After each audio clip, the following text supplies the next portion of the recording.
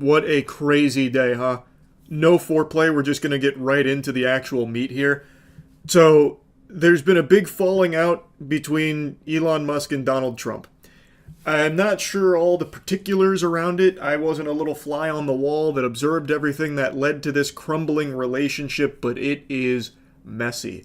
Maybe Trump found out about Elon's stolen valor and Path of Exile. He said, you're a fraudulent Path of Exile player, scram, get out of here. I don't know. It was pretty shocking to see, considering that only like a month or two ago, Elon made this post about loving Donald Trump as much as a straight man could. And it really seemed like they had a really, like, bubbly relationship. They were always giddy around each other, like fucking frolicking through flowers, it seemed. And then out of nowhere, it just blows up like a fucking septic tank here. Now there's shit spewing everywhere. So it was... a relationship ended on not good terms. And it culminated with Donald Trump threatening to cut Elon Musk's government contracts. And that is when the dam really broke.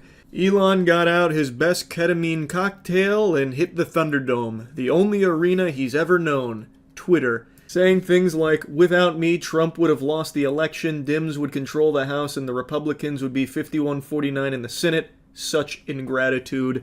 I can already just picture Elon at his desk doing one of these. Such ingratitude. Like a 90s anime villain. And then he really rolled up his sleeves and said, no more Mr. Nice Guy, bub. And he hit him with a big-time uh-oh spaghetti-o when he dropped this. Time to drop the really big bomb. At the real Donald Trump is in the Epstein files. That is the real reason they have not been made public. Have a nice day, DJT. Mark this post for the future. The truth will come out. An absolute bomb. I haven't been this surprised since I was a freshman in high school playing in the Students vs. Parents wiffle ball tournament, and I was jogging to first base, and one of the dads hit me with like an E-Honda Level 3 Super. I mean, this guy clobbered my shit, and he sent me straight to the hospital with a broken wrist. This came out of nowhere. I don't think even Baba Vanga could have predicted this. It was stunning. It's a massive claim here, and it's one that also makes people raise an eyebrow at Elon Musk, because if it's true, then naturally people question, why would Elon Musk be all buddy-buddy, suckling the nipples of Trump's titties, knowing that he was on the Epstein flight list doing illegal, evil shit, if it's all true? Because he's now also retweeting things about Trump's link to Epstein, like this here with a party that Trump was at with Epstein in the 90s, or this about the times that he flew on Epstein's planes.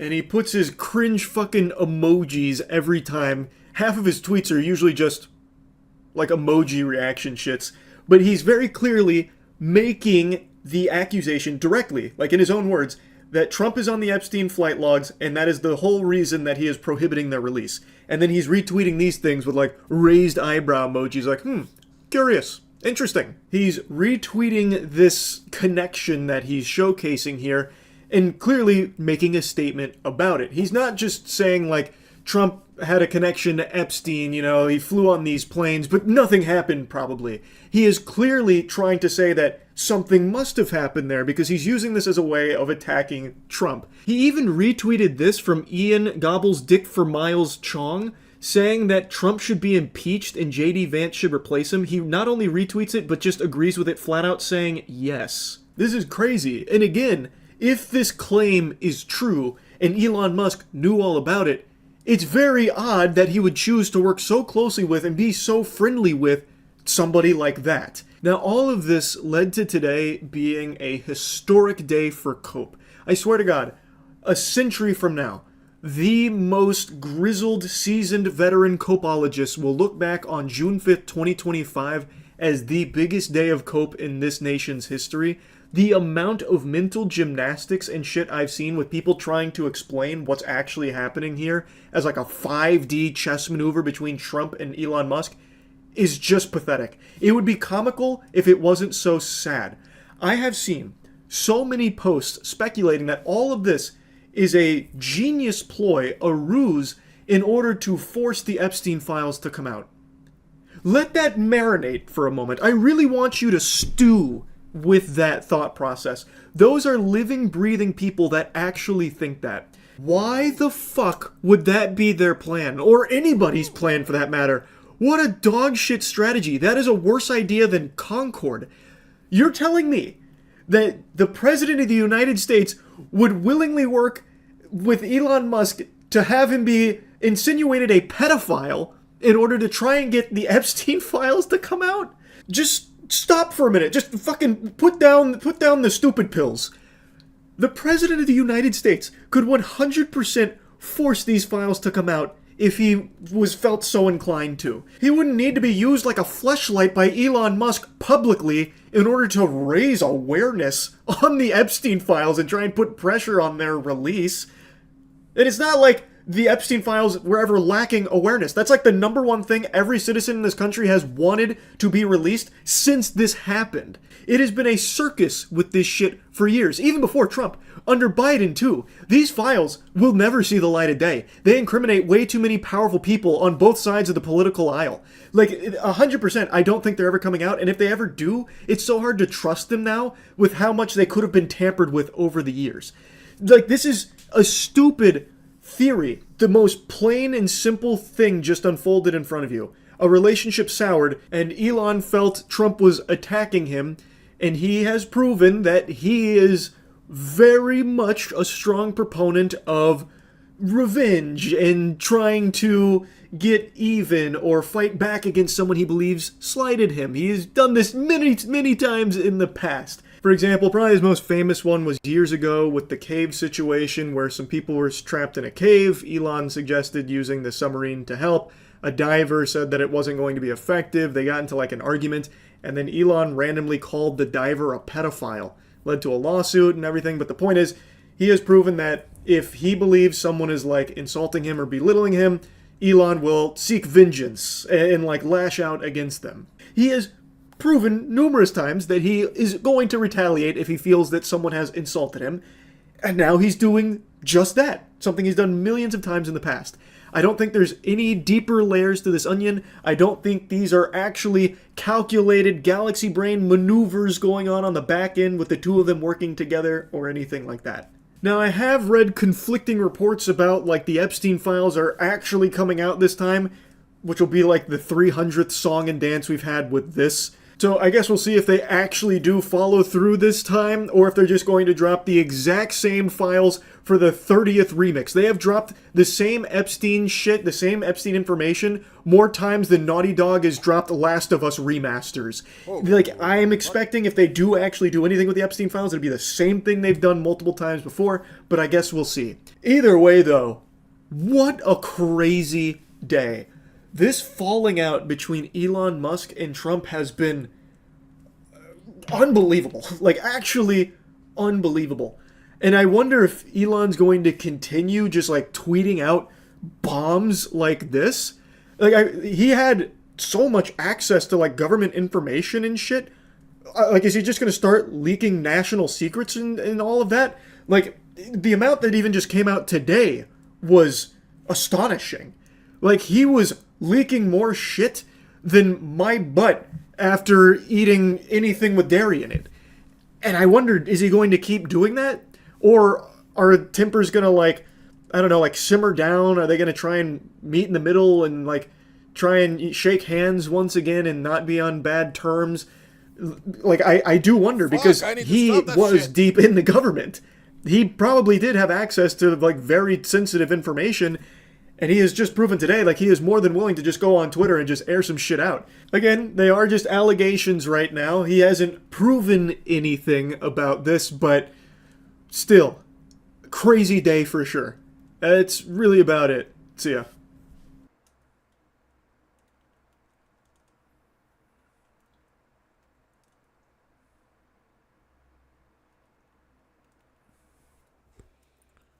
I love Elana. Her rhythm is just... Donald Trump once described Elon Musk as his first buddy.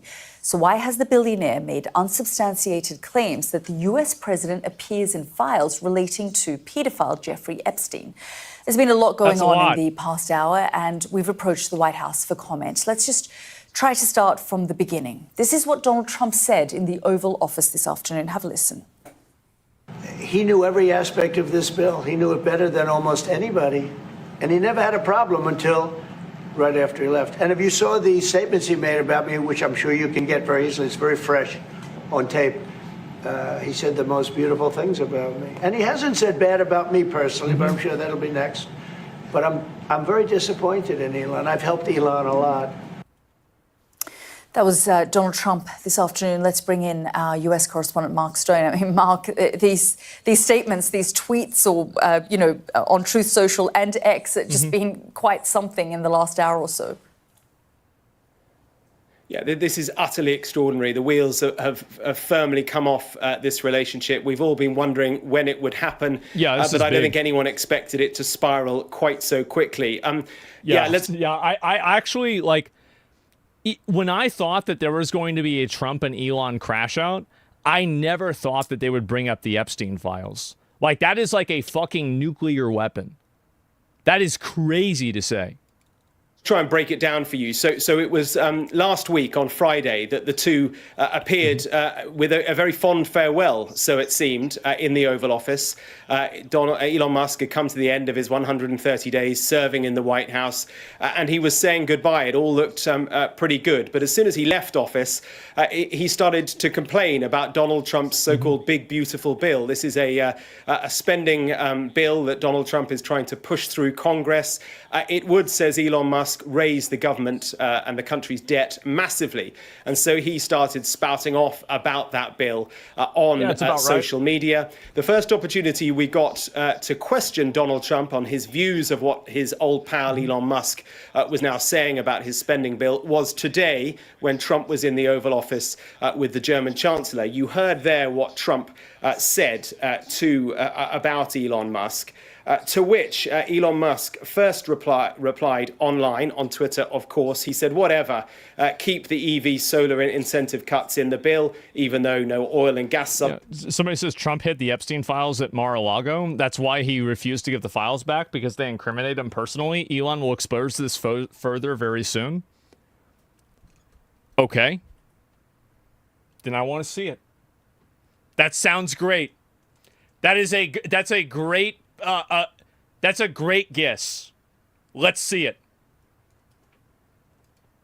Subsidies are touched. And then he says, even in the entire history of civilization, there's never been legislation that's both big and beautiful. Everyone knows it. Then the wheels began to come off because Musk carried on by saying, without me, Trump would have lost the election. Dems would control the House and the Republicans would be 51-49 in the Senate. So it was looking like the wheels were coming off. Yeah, that really, that's like saying something like that, that's definitely an aggro dialogue, 100% it is.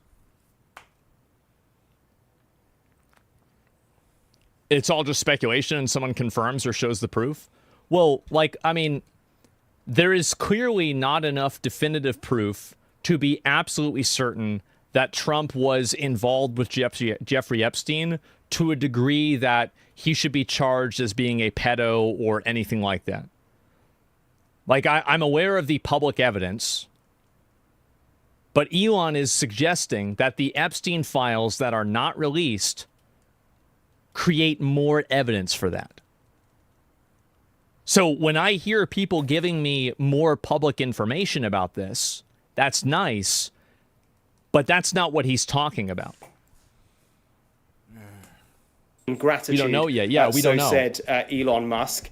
Trump then replied with something that Musk clearly took as quite incendiary. Trump said the easiest way to save money in our budget, billions and billions of dollars, is to terminate Elon's governmental subsidies and contracts. I was always surprised that Biden did not do it. And then Musk, first of all, put something on X, effectively musing over whether it was time to start a new political party that represents the 80% in the middle. Elon thought he was owed something? Yeah, I think doing somebody a favor and then expecting them to do something back for you, that almost always creates problems. Then the kicker, that extraordinary allegation from Elon Musk, where he says, time to drop the really big bomb. Real Donald Trump is in the Epstein files. That is the real reason they have not been made public. Have a nice day, DJT. Now, Sky News has approached the White House for comment. I imagine pretty much every other news organization in the world will have done the same. As I speak, there is no response from the White House yet. Jeffrey Epstein, of course, died in prison in 2019. He was serving time for sexual assault and the trafficking of minors. We know that Donald Trump and Elon Musk knew each other. They were socially acquainted in the 1990s, in the 2000s as well, as indeed many people were with Jeffrey Epstein. He was a socialite I think he meant to say that Donald Trump and Jeffrey Epstein knew each other. York for many, many years. Yeah. But, I mean, this is extraordinary. You may ask, Elder, why does it matter? Well, we have America's most consequential president now up against the world's richest man. These two people working together hold massive, massive political and financial clout, and we have seen how that political and financial clout has upended American politics through the election campaign into this second term. But working separately, working apart, working against each other, it could be equally consequential. We await with, some amazement to see how Donald Trump responds to these extraordinary allegations that Elon Musk is now making. Yeah, absolutely. I mean, I can't imagine Donald Trump won't be responding. He doesn't like to be personally attacked in this way. Mark, thank you so much. Yeah, it's like, what are the odds that he's not going to say anything? People said that he deleted all of his tweets. There's no way he deleted all of his tweets. No, he didn't. What are you talking about? Why are people saying that? Absolutely not. Yeah, dude, for a minute there, you got me. No, I don't think so. People hate on Elon for this, but anyone he backs will be the next president. I don't know about that. I mean, like, here's what I think. I think that, honestly, like, Elon Musk did help Trump get elected. Now, without Elon Musk, would Trump have been elected? I think that probably, I mean, I don't know, actually, but I wouldn't say for sure. I wouldn't be, like, 100% certain one way or another. So let me look at this here. And would Kamala have won if he backed her instead? I'm just not sure. I mean, I feel like, again, him buying Twitter was what really made things happen and not anything else besides that. But let me see if there's any more information about this or anything else. But I feel like this has been pretty much it, right? And MAGA's collapsing. Yeah, there it is. And 1992 Trump party with Jeffrey Epstein. I'm just going to leave this here. Yeah, this is going to be nuts, man. Holy fucking shit. Yeah, it's a multiplier effect? Yeah, I think so too. Do you think they're on the phone talking now? As I said, I feel like this is so bad that there's no way that one of them has to come out of this looking really bad. Either Trump comes out of this looking really bad that he's hiding the Epstein files because he's in it, or Elon Musk comes out of this really bad because he made a claim that he can't prove. Well, at least one, okay? Let me just say that, at least one. So yeah, after Epstein was found guilty, Trump banned Epstein from Mar-a-Lago. Yeah, but like, I don't know. I mean, do you really think that Trump didn't know anything about it before then? I mean, I feel like, I don't know. I can't imagine that he didn't know a single thing about it. Does that mean that everyone who talked to Diddy is an oiler too? No, but a lot of people are. Like, for example, like, I mean, whenever, like, let's think about Diddy as an example, right? You think about Diddy. What about, like, Leonardo DiCaprio? What about, like, Usher, for example? And I think that would be a better comparison because, like, it's not like Trump and Jeffrey Epstein were, like, just acquaintances. They were close friends. Jeffrey Epstein, as people said, like, Trump was, like, his best friend. So it's not like this is, like, a random person that's just, like, an acquaintance that you took a photo with a couple of years ago, right? This is somebody that you knew very, very well. But you're avoiding facts. Trump took action, which a normal person would do the same. Yes, no, but, like, what do you mean I'm avoiding facts? You're telling me that Trump banning a guy that was, like, a convicted, like, weird sex trafficker, this is somehow, like, he's 100% right for this or 100% good for this? I don't think that's the case at all, no. Like, I think that you need more than that. And also, again, like, I'm just being, I am giving, this is my opinion, okay? I'm going to give my opinion. I don't know this is true. I have no certainty whether this is true, but this is what my opinion is. I think Trump knew.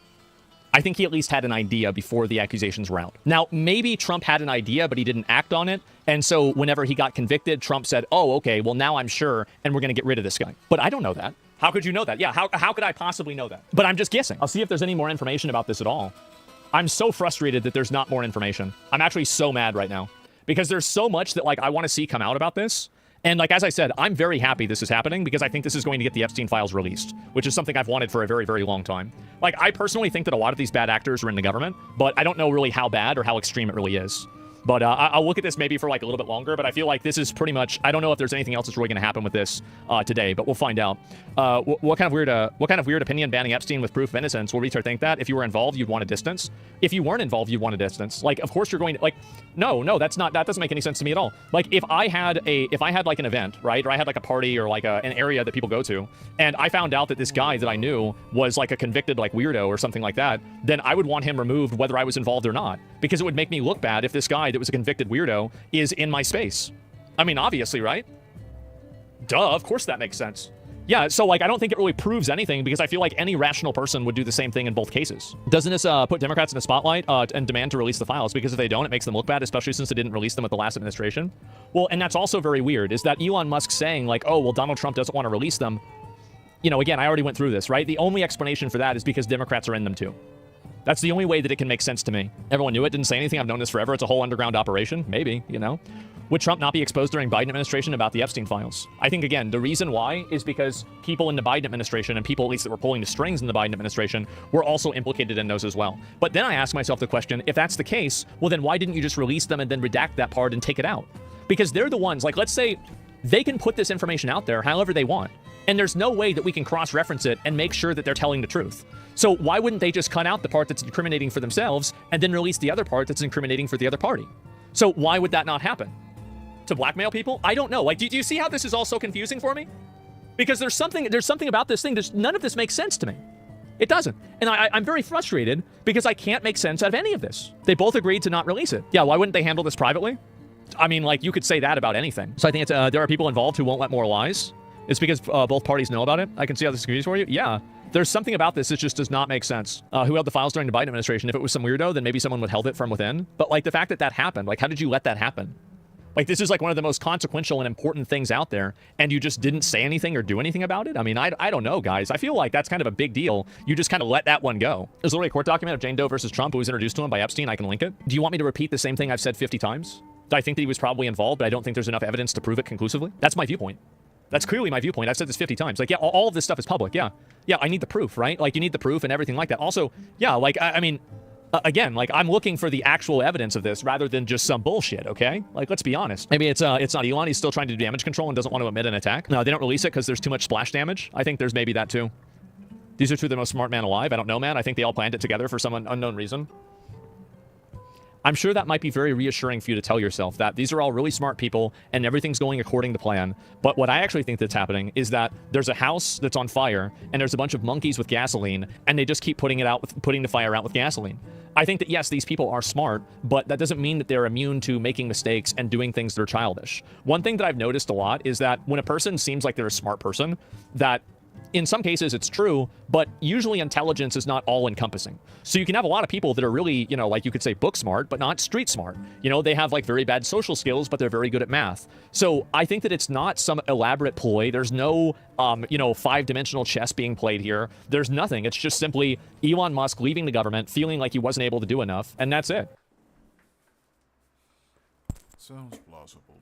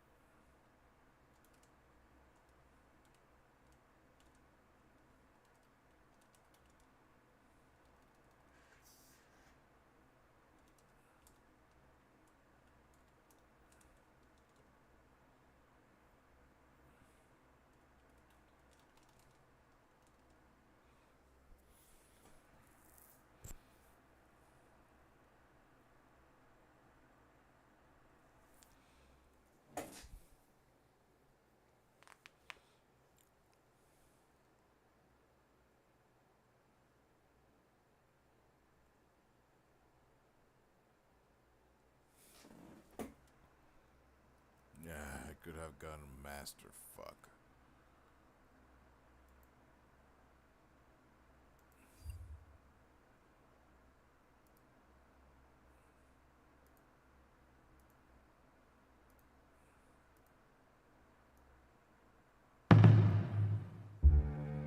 From EVO 2024 from previous years, like how big it is, because it is a substantial upgrade over previous years. But before that, there's a first announcement, I guess we want to say. And can you lead me in on that? Can come bearing gifts. Oh, good. Yeah. So Max is coming back to EVO. We talked about that in the announcement show earlier this year. He already brought it up tonight. I think it's always slightly rude to invite someone to come to your home and not invite their friends too. So we brought something for chat tonight.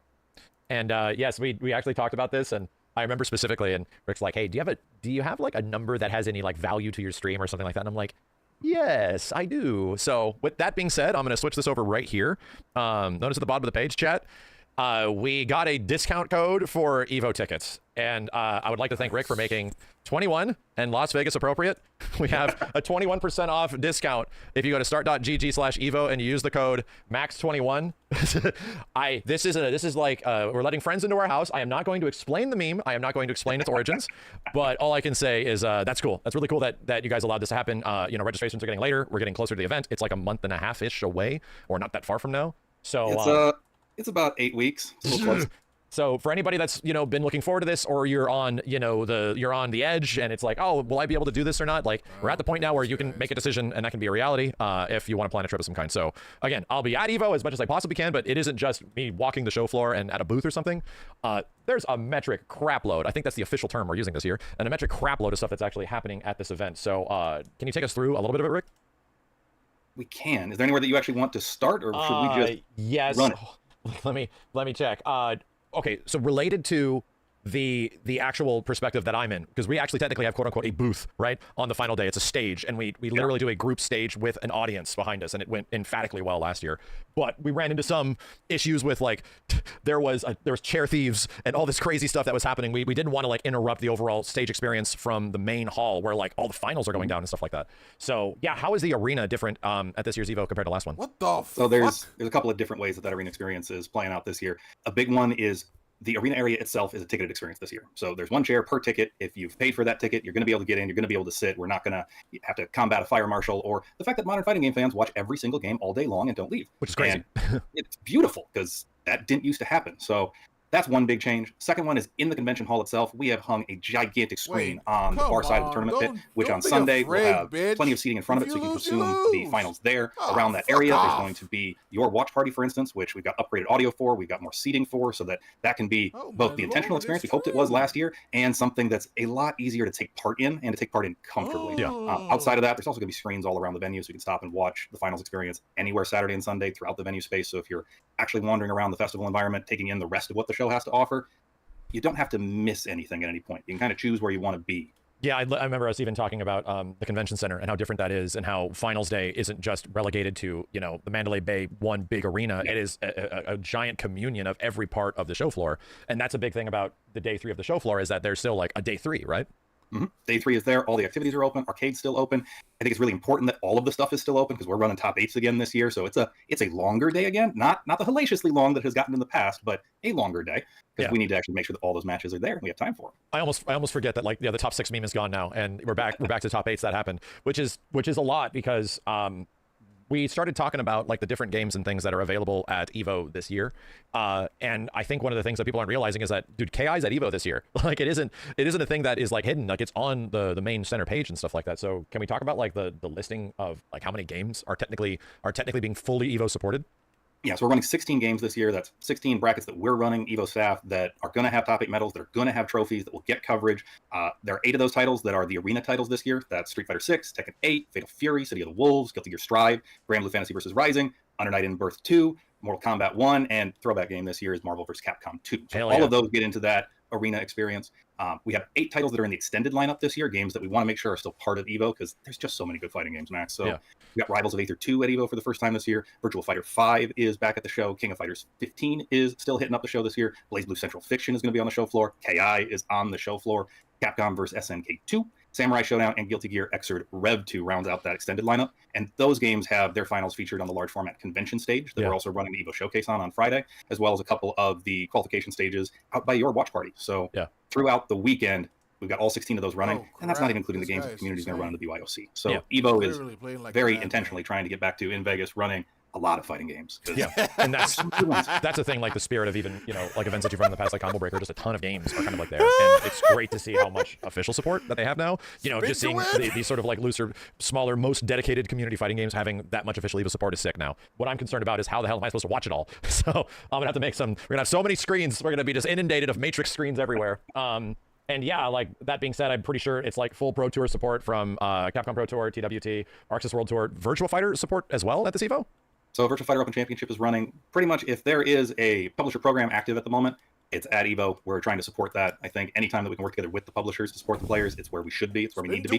So EVO's definitely putting that out. Sick. Okay, wonderful. So that's one part. And the other one is talking about the ticketed arena experience that a lot of people have had questions about, because this is a bit different than the previous year. It was a little haphazard. And as you said, what sort of happens in a finals day in the past is that these unique communities sort of show up for their game and then they would peace out. And there would be like, in the past, like an Exodus after Smash Melee or Ultimate or something like that, right? Or even Tekken. But now all the communities seem to be like one. So how is that arena experience going to be like a lot different in terms of like the ticketed arena experience? So we've built out a new arena finals experience space in the Las Vegas Convention Center. It's properly ticketed this year, not because I really want to have a gated finals experience, but you need to actually make sure that everybody who wants a seat and has purchased a seat can get a seat. We have retrofitted that whole area to put more seats into that space. We have dynamically changed what the actual staging environment is going to be like at the front of the room. These are the literal largest screens that can hang in this facility and still get signed off as not tearing the roof down. So we are trying to make sure that this is not only dynamically different from last year, but is the type of premium experience that not only EVO is supposed to deliver, but that makes that little bit of extra money spent worthwhile and appropriate. Gotcha. Cool. And outside of, we're talking a lot about Finals Day because there's a lot of Finals Day and appropriate fighting games to fill the Finals Day stage. There's so much other stuff that makes EVO special between like arcades and Artist Alley and cosplay and everything. But one thing that got kind of introduced over the past, not too long ago, was this idea of museums and this idea of like, we have a show floor dedicated to just the history of fighting games and stuff. How's the museum experience like this year? I think it's fantastic. So it's legitimately bigger than it's been in the past. It is refined from what it's been in the past, and it's trying to move into that next stage of what it's going to become. So the arcade stick museum is actual proper peripheral museum. You're going to get sticks in there. You're going to get some of the new leverless devices in there. You're going to get the absolute rarest things from Mark Mann's collection that we can drag out of his house and bring to Vegas. And then the art museum itself is significantly larger, both because we have publishers engaged with that so that we can showcase some of the pieces from their archives, but also because we have Shinkiro and JB Style there this year as featured guest artists. So we're showcasing some of their work, including new work from Shinkiro that has never existed before this show, will debut at this show. And I'm really excited about the fact that one of the things that I think museums are supposed to have that we didn't have last year is you go to a museum and you exit through the gift shop. Yeah. And so this museum this year has a gift shop where you can buy copies of some of those famous artworks so that it's not just show up and appreciate and go home and view it again on your phone. It's go home and appreciate it and put it on your wall where it belongs so that you can appreciate it in proper size. I literally have Shinkiro art like all over the place back here. So, I'm wondering if I have to rip these things off my wall, but maybe not. We've got some you definitely don't have. And then, talking from an artist standpoint, and I know from obviously my community, right, and everybody that's been a part, like art is a huge part of my life and is a huge part, I would say, of the fandom of the channel, much less the community that we have. So I already know several people that had Artist Alleys last year's at EVO, at Combo Breaker, at tons of tournaments across the way. So Artist Alley, EVO, anything really special this year, or is it just still Artist Alley that we've always come to know and love? I think the Artist Alley is important to EVO because, again, it's a culture element that you're talking about there. Back at EVO, still gigantic at EVO, still curated, so there's artists that are actually focusing on fighting games and fighting game culture. We're doing some niceties for those artists this year, helping them out to make sure that their experiences are better, whether that's literally just getting them support staff so they can take bathroom breaks or grab food. But I think the principal part of that is if you treat artists well, artists engage with shows in really important ways, and I think that's a cornerstone of any good festival convention style experience. So that's back at EVO with as many as we can fit. Yeah, exactly. And like that's, again, most of the time and money, I would say, even in the past where I go to EVO and engage with vendors and stuff, man, Artist Alley is just huge. And the positioning last year was also really nice, right? Like where it was, there was always a lot of like show floor activity going on in between there. So I just heard from so many people that I know that have made art for me in the past, like I sold out. Like that's so cool. So outside of that, this is a big personal one. And I was there last year when we were setting up things and you guys were still setting up the show floor and these trucks started showing up. And I literally am watching my childhood get rolled out of these trucks on huge pallets. And it is arcade machine after arcade machine after arcade machine. And I got to experience a little bit of that last year. And this is no promise, chat, but we're trying to do something special with the arcade at EVO in 2025. So yeah, can we talk about the arcade experience at this Evo, and what are we looking at in terms of any upgrades? We can talk about arcades all day. So yes, we're trying to do something special with Max in the arcade this year, and I can come and I can tell you the arcade's bigger, the arcade is better, the arcade is moving to the center of the show floor, so it is truly a place where you can pass through the arcade going anywhere else. It was in the corner last year, like an old Alpha 3 cab just sitting back there, you know. But I think the arcade's really important to Evo, not just because fighting games are rooted from arcades, that Evo's rooted from arcades, but one of the things that I've heard talking to players around the world is, particularly the modern generation of fighting game player, they haven't experienced an arcade.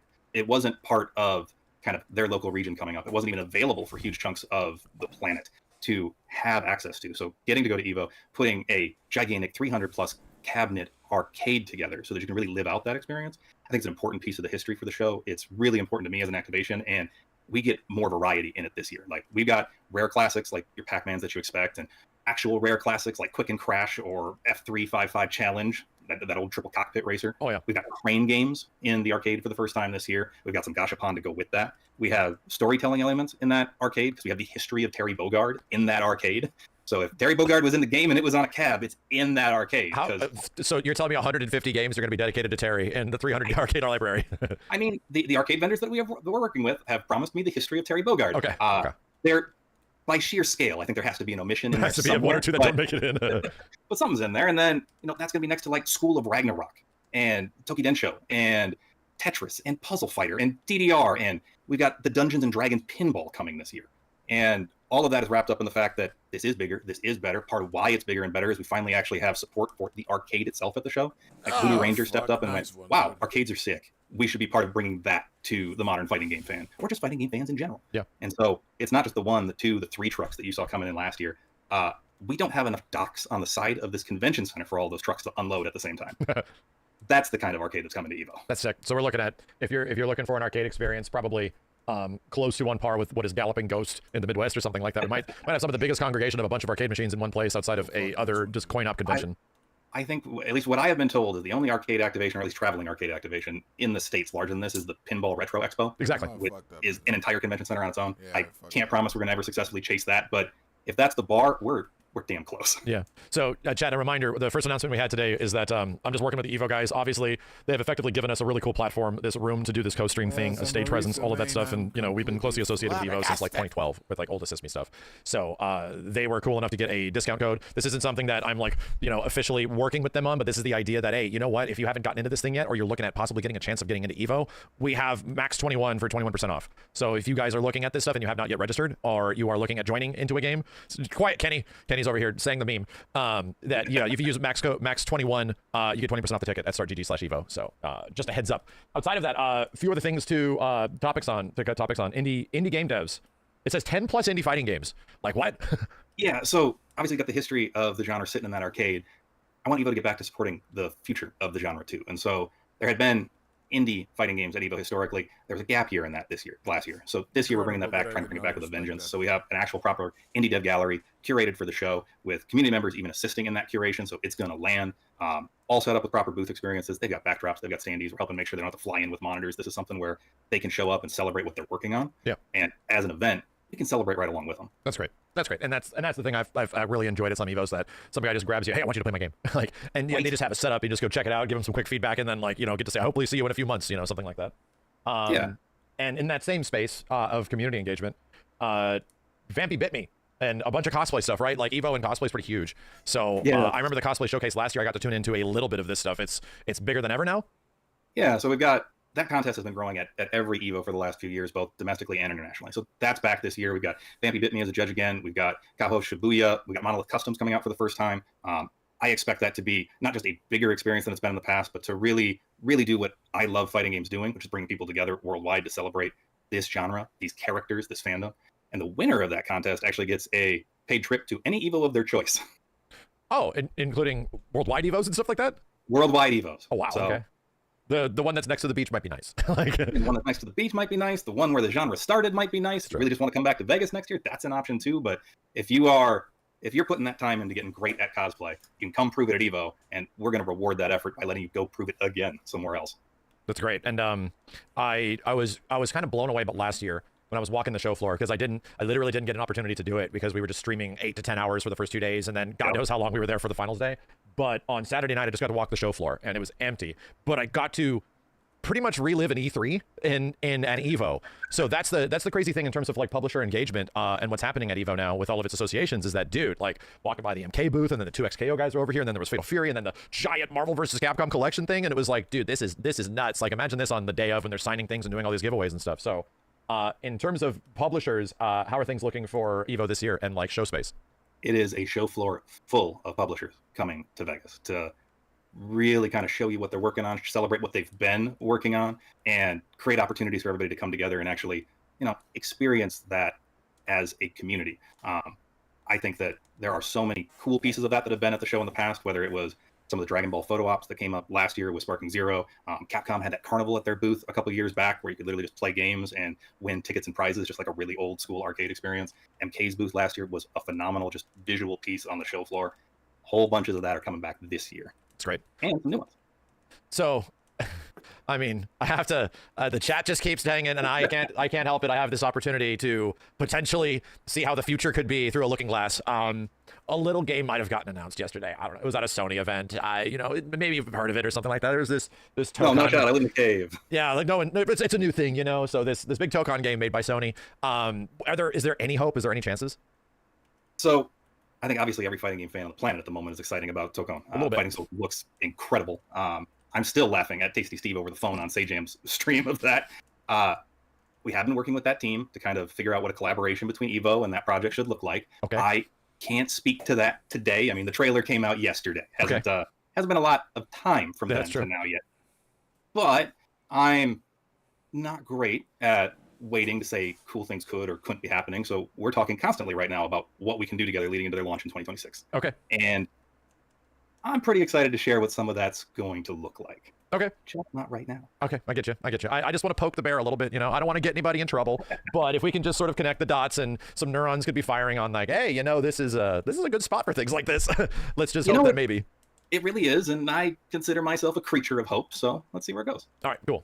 You know what? That's, I think, the best we can ask for right now for what is effectively one of the most fresh announcements that could possibly be there, but still, it's something that's on everybody's mind. So, also, Evo showcase stuff, right? Yeah. And am I reading this right? The special event is Justin versus Betty, and okay, I'm going to try to do a ballpark estimate of what that showcase match is. That is somebody that has been challenging a bunch of like professional Japanese players that is now going after Justin, where he's like, I want you, or they're like, I want to fight you.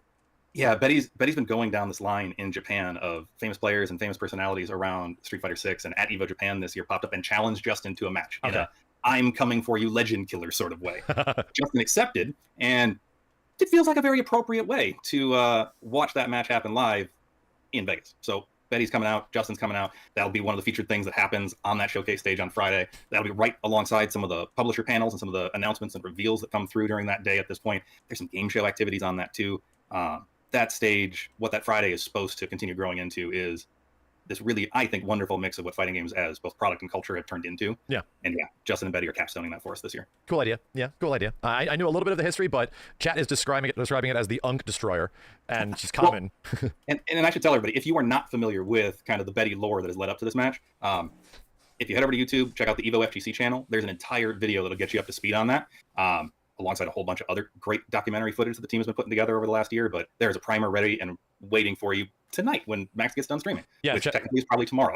This is a wonderful opportunity to shout out the Evo FGC YouTube channel chat. Every time I get a chance to do something with these guys, I do. Like Esteban, his crew, like all the guys that have been running this stuff have been doing a dynamic, incredible job at just creating a ton of content around the history of Evo and the love of its games and all of that stuff. So by all means, if any of the mods in either of the chats has the Evo FGC like YouTube channel, please, or the official Evo channel. I think it's Evo Events, right, Rick?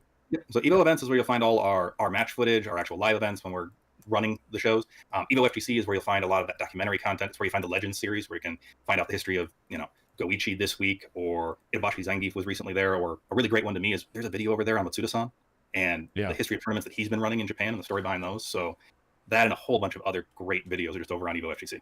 Yeah, that's great. That's great. And I think that's a lot of stuff. As a reminder, chat, the code is literally right down there if you guys want to register at start.gg/Evo. And that can be a pretty big discount, like 21% off the overall pricing and how Evo is this year, because everything has expanded. Everything's gotten significantly bigger. We're in a different planet than we were 1 year ago, and this discount code is pretty big. Yeah, I mean, it's a base ticket of $199 at the moment. Like, that 21% adds up fast. But we're also absolutely trying our hardest to make sure that there's $199 worth of experience at Evo for you on that base ticket this year. And that there's even cool stuff to do literally just in the ticket reg. Like, this is the first year where you can buy a ticket to EVO and customize the badge with exclusive Street Fighter art. That's cool. It's one of the first times you can go to EVO, and I think we've got almost every major endemic vendor available on the show floor. So if you forget your stick at home, there's options. Nacon's going to be there. Victrix will be there. Arcade Shock will have that giant activation again that we see every year. Tesseract is showing up this year. So I think there is a wealth of things to do at EVO that makes that ticket worthwhile. And the fact that you get every one of the rest of us around you that weekend too, to kind of rally up that energy level, it's going to be a good show. One of the biggest changes to EVO that happened from the convention center perspective, different from previous years that I just was like, how the heck has it not always been this way, was the fact that a day 3 was budgeted in, you know, and like an actual functional day 3. And for those of you that were obviously at EVO last year, if that was your first EVO, you know, understand that the years that came before, dude, day 3 was the shutdown day, and we all congregated to a specific location back in the day, and that was it. But now you have a full functional everything, the arcade, like all the stuff that happens is still going to be going down day 3 with finals, and that stuff's just going to be happening around you because all the screens will be projecting what's happening in the finals of the whole room. Yeah, like that day 3 to me is really important because I've definitely been one of the guys where day 2 ends and you rally into a hotel room to watch finals and still try to hang out with everybody who's come to Vegas. Yep. Getting to actually hang out with them in the arcade now. I mean, there's 40 hours of arcade time alone at Vegas there when you think about when doors open and doors close. But I love that we've actually got 3 full days now. And yes, there are costs associated with that, but I really think that time is valuable. And that's a big part of why we're at Las Vegas Convention Center. It's a big part of why I like being at Las Vegas Convention Center. Because I want to be able to spend those days with everybody. That's right. And I think as a heads up for our perspective, we are going to have a slightly different configuration that'll be maybe a bit more accommodating for our finals day with, you know, the crowd and all of the dudes on stage as we just like riff-raff all the way, you know, for all the top 8s and announcements they're in. And trust chat, last year it was like, can we even do this? It was more of an idea, and we just sort of winged it last year with no really preconceived plan outside of just a couple of things. So this year, trust, I have an entire storage shed just full of posters and memorabilia and items that I'm like, I need to do something with these. Kenny needs to drive because we have to find ways to have giveaways and things like that and actually engage our audience, like the people that are watching. So if we want to talk about like, you know, quizzes and questionnaires and interviews and participation and all that kind of stuff, we definitely want to do some fun things in between all of the top 8s and announcements that are going to be happening on that final day. Does that mean we're going to get a Maximilian garage sale? It's not, nothing's for sale. It's just, it's going to be giveaways, man. It's going to be like, it's just going to be, please take it. I don't know what to do with it, man. So, yeah, I think that's about it in terms of some of the questions I had. I'm very excited to see publishers and stuff. I know, chat, everyone's asking, what games are you going to be playing on stream this year? Who is going to be showing up? Trust, we're doing our best to try to like manage and coordinate those things, but also know that on those first couple of days where I'll be streaming and rebroadcasting the event, kind of like a curated EVO experience, we'll be talking to several people. There will be, you know, developers that show up with stuff. The schedule of that happening will be up to determination as we get closer, but the coolest part is that I'm having, with Rick's help, and obviously people at like Tenno and folks that I've been closely associated with a long time. We got some friends that are helping us out with the stream even more this year. So I don't have to like be running around and doing stuff at the same time. We can just focus on having a really good time. So yeah, I'm very much looking forward to it. So thank you, Rick, for putting all this effort in, for running multiple tournaments a year that are not even just EVO coordinated, because got to start remembering that this is a worldwide event now. And yeah, I can't wait to go this year. Wonderful. I want to shout out 2 things before I leave, if that's all right with you. First of which is, Mary, thank you for making a graphic for us at an 11th hour after Max and I decided we should do this yesterday. We were like talking about this and all of these cool graphics, chat, and all these like videos and stuff like that. I was like, got these like 30 minutes before the stream. Like, I cannot not use these. This is so cool. Like, look at all this stuff. It is incredibly cool. Thank you, Mary. And then a big one for me, because I don't ever want this to get lost in the scale of what EVO has become. There's a lot to promote at EVO. There's a lot of cool stuff at EVO. But if you head over to evo.gg right now, if you go to the event page, you scroll down, there's a form for BYOC tournaments. If you want to host a tournament for a game that's not in that arena or that extended lineup, I would love to see every fighting game known to man at EVO, because I think that's what's supposed to happen. We have table space for that. We have power for that. We have monitor support for that. If you want to run a game, bring a game. I'm happy to be one of the guys that tries to play it with you. Yeah, awesome. And yeah, like all that community support on the side has been one of the foundations of EVO for like one of the longest periods of time, which is like, it always has felt it to be grounded. With it being an official giant supported event, it always has allowed it to exist, even with old MVCI tournaments and stuff like that. I remember that in like 2019, which was really fun. So that's about it for me. Thank you so much, Rick. We'll be talking very soon. Any more official stuff in terms of how our presence is going to be in those first couple of days, announcements and associations. I'll make YouTube videos. I'll be talking about it. I'll be updating the chat on everything that's going to be going on our front. But trust that we're looking forward to announcements. We're looking forward to the eventual top 8s this year. They're no longer top 6s. And yeah, I cannot wait to see some of my favorite fighting games and just watching them with tens of thousands of people at home. It's going to be great. Absolutely. Max, thank you for the time tonight, chat. Thanks for hanging out with us. See you soon. All right, cool. Have a good one, Rick. I'll see you, man. All right, chat. Thank you all for being here for that. I'm going to say goodbye to Rick really quick. Hold on a second. Give me one moment. And then we're going to start talking about Switch 2 stuff. 1 second, chat.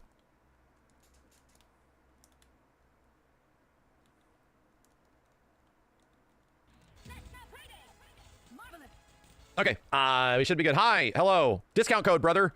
Let me go see if I can. You know what I'm gonna do? I'm gonna yoink this discount code and just put it down here because that was one of the big announcements. Was that like, dude, you could save nearly like $40 or something like that at Evo this year if you use the discount code. So that's a big deal, man. And this is a reminder, this isn't like a business thing.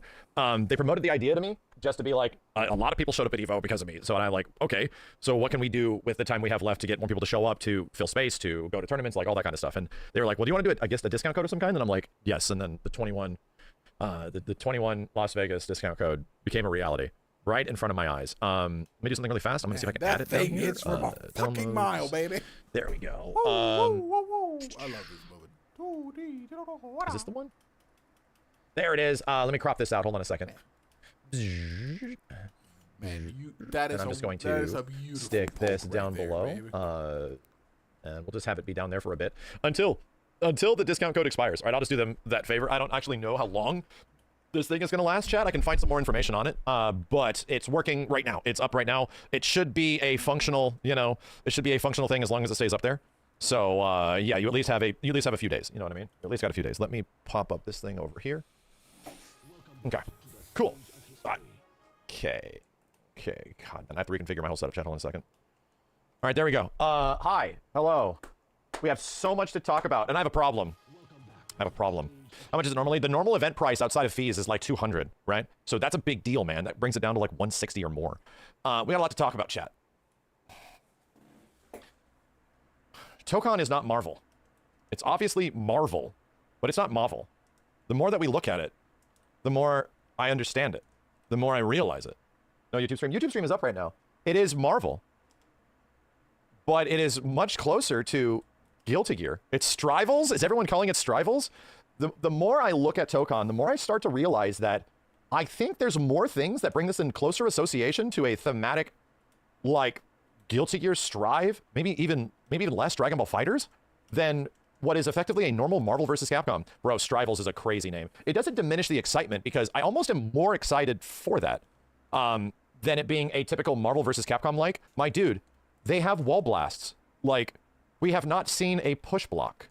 Like, there are several things as we start looking at these trailers that are exciting, but in a way leaves me even more excited than it, instead of it just being a Marvel-like, right? Just straight up, this is just a Marvel vs. Capcom 4 without Capcom. It's not even really looking that way, dude. It's kind of like looking like it's its own thing, somewhere between Guilty Gear Strive, somewhere between a Dragon Ball Fighters that is not inherently outside of Marvel and 4v4, a direct representation of it. The more I look at it, and obviously its presentation and all that stuff, it does not really feel like it is trying to step on the toes of other things. In fact, the more I'm around it and the more we are exposed to it, it's only been 24 hours, it feels like they're trying to avoid that, dude. This is mega copium, right? Don't get me wrong, but we're about to pull up some direct examples that entirely contradict what a traditional Marvel vs. Capcom game is, and this game is doing the antithesis of that. It's legit doing several things that are the opposite of what MVC games do.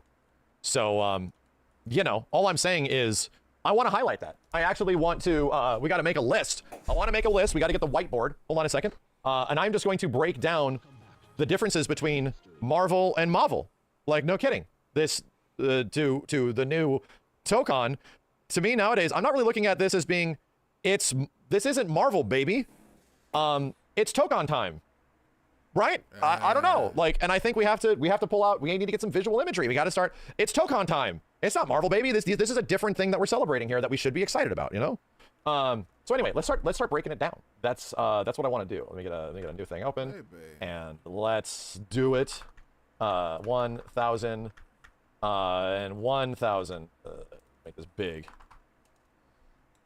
The songs are out that Capcom is working with SNK. Bro, the songs aren't out. They've literally done that. They literally just made a huge-ass collection. They've literally been doing it since 2020.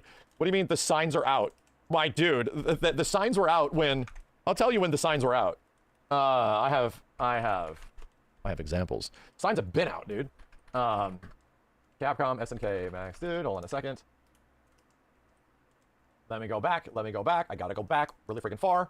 We gotta go back far.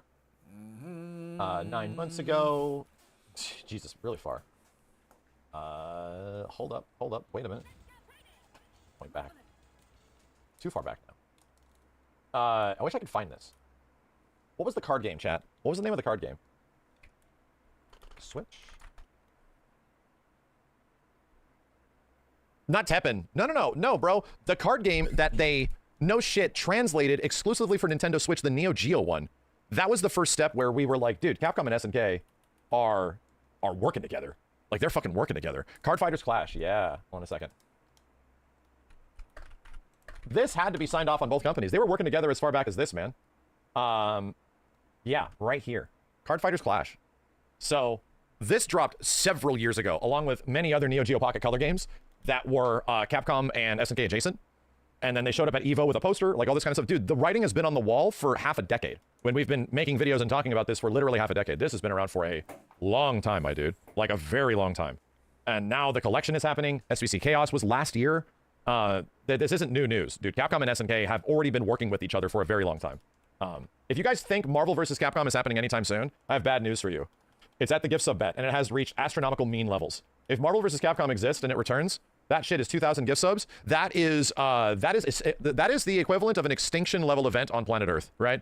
Quickly, to understand how big 2,000 gift subs is, that amount of gift subs is only an association for something that is so unlikely that you have a better chance of being struck by lightning right now. Right now? You still here? Did you make it? Damn. Then those are the chances, okay? The extinction level chances of this shit happening. It's huge. Nope, I'm dead. Nope, you died. All right. So let me make a funny ass list here. Tokon fighting. His name is so crazy. Tokon Fighting Souls. Yes. Give me that. And I'm gonna paste this here. I'm gonna do this. I'm gonna do that. I'm going to do that. Give me the logo. Let's get the difference between Marvel Baby and Tokon Time. Let's do it. So, get back. All right. Ah! Tokun? They got rid of that shit, bro. Tokun?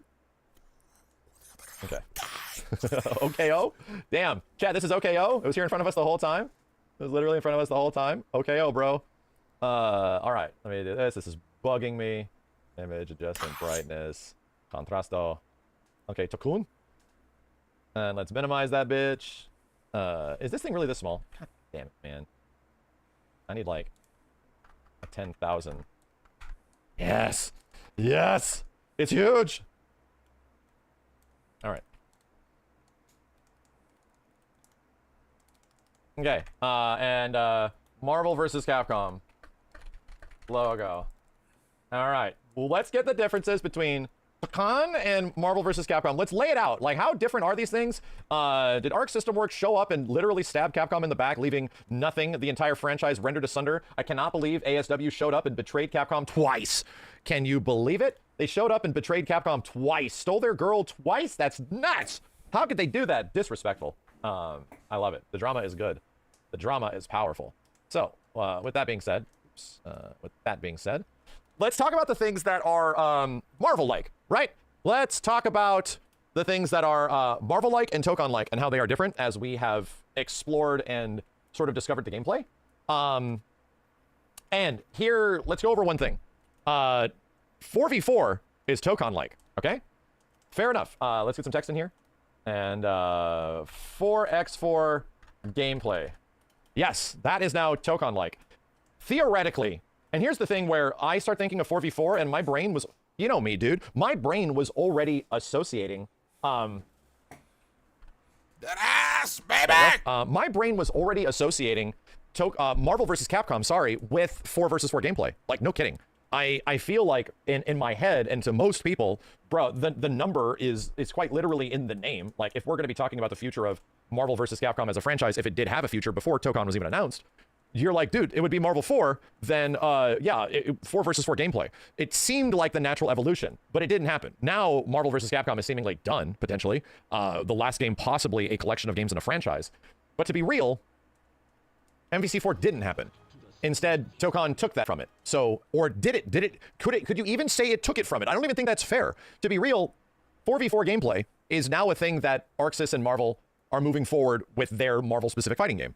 So, I don't even know if that is something that can be counted in terms of a thing that would have belonged to Marvel vs. Capcom, because we're talking about a theoretical MVC that never existed, okay? Or doesn't exist at all. So to me, MVC doesn't actually have the identity of being a game that is 4v4. It doesn't have that. It has been a lot of things that in fact went backwards with the last version of the game to do something completely different to a lot of people's behest. But still, that ain't it, man. That ain't it. But let's talk about some other things that are like theoretically adjacent that I think line up. And let's do the big one for MVC. Let's duplicate this. Crossover. So, a big thing for MVC that Tokon doesn't have. The largest identity to Marvel vs. Capcom is not just the fact that X-Men and Marvel characters are in it. No, there's a second side to it, my dude. It is Marvel and Capcom. To be completely honest, Dragon Ball FighterZ was a Marvel vs. Capcom like, you know, but it missed the essence of what makes MVC. Guess what, chat? The essence of what makes Marvel vs. Capcom what it is really in the spirit of guest characters, right? Guest characters that show up in a variety of games. Smash Brothers has the spirit of a Marvel vs. Capcom, which is why so many people flip the hell out when it comes to Smash reveals and stuff. That idea, that feel that anything is possible, like any character from these franchises could show up, some like out of the ditch, out of the gravestone, they're back, baby, like type of stuff can legit happen in the spirit of a Marvel game, of like a Marvel vs. Capcom game. So what I call this is the dreams come true, and the dreams don't die aspect to Marvel vs. Capcom. That legit happened last year, man. Like, dreams don't die, dreams come true, like all that kind of stuff. The franchise coming back, the crossover, Ryu and Cyclops like shaking hands again, like all that kind of shit, it returned. And the reason why that was celebrated is because, bro, these characters exist in completely different universes, and now they're alongside each other in this game. It's a big deal, and it's a full dedication and exploration of that. Tokon doesn't have that at all. It's specifically Marvel.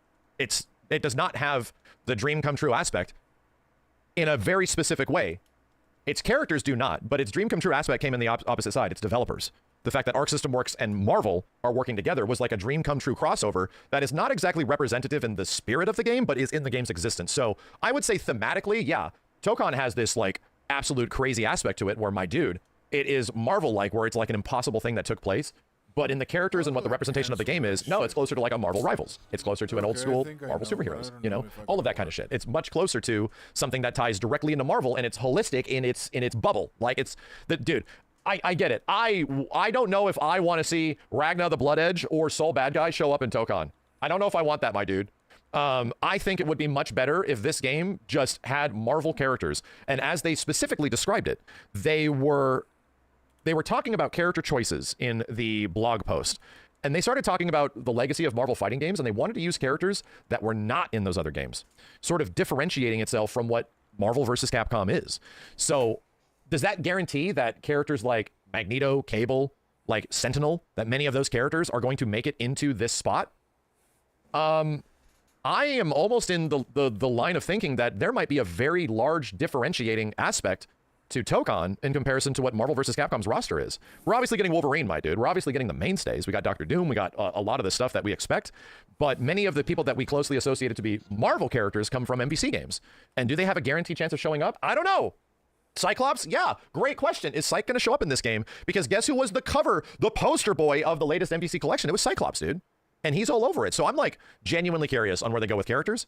And right now it's like, all right, so what are we doing? Are we going to get Venom? Or are we getting Agent Venom, right? Were we getting Ghost Rider, or are we getting the new Ghost Rider guy, right? There's characters that we associate with MVC games, but there's also ones that are not showing up technically. So is Cable going to show up? Dude, Cable is the MVC2 character. All I'm saying is that it has, if Tokon has those, I'm happy, dude. Those are the characters I love the most in Marvel games, man. Those are the ones I like the most. But the way the devs are already talking about it are specifically saying they want to pull from a roster of characters that does not represent the obvious history that goes back to Marvel titles. So anyway, if we're talking about crossover and stuff like that, this is very different than this. These two things are very different. This is something that Tokon will not likely be doing, and that Marvel vs. Capcom literally has its entire identity and history. Let's call out some gameplay mechanics and things that are different, specifically in gameplay. This is a big one, dude, and something that you maybe be like, okay, that counts, but does it count really? So let's duplicate this layer. There it is. And this goes under the Marvel vs. Capcom side that is quite literally rooted in Marvel vs. Capcom. Push block. In caps, my bro. We saw no push blocking. FD is not a push block, okay? Marvel vs. Capcom was one of the first fighting games to invent push blocking, to quite literally integrate a mechanic into its gameplay that is carried to every single game thereafter. Can you push block? Can you advance and guard? Is that a thing that you can do without spending any meter? Is that a thing that allows that to happen? What is push block? Push block is when you're blocking in any MVC game, you press 2 attack buttons or association to attack buttons in any of them. You can push the opponent hella far away, right? There's counters to it. It's powerful. It also has big weaknesses. But push block inherently is one of the greatest mechanics ever made in a fighting game. It costs nothing. You can do it at any point.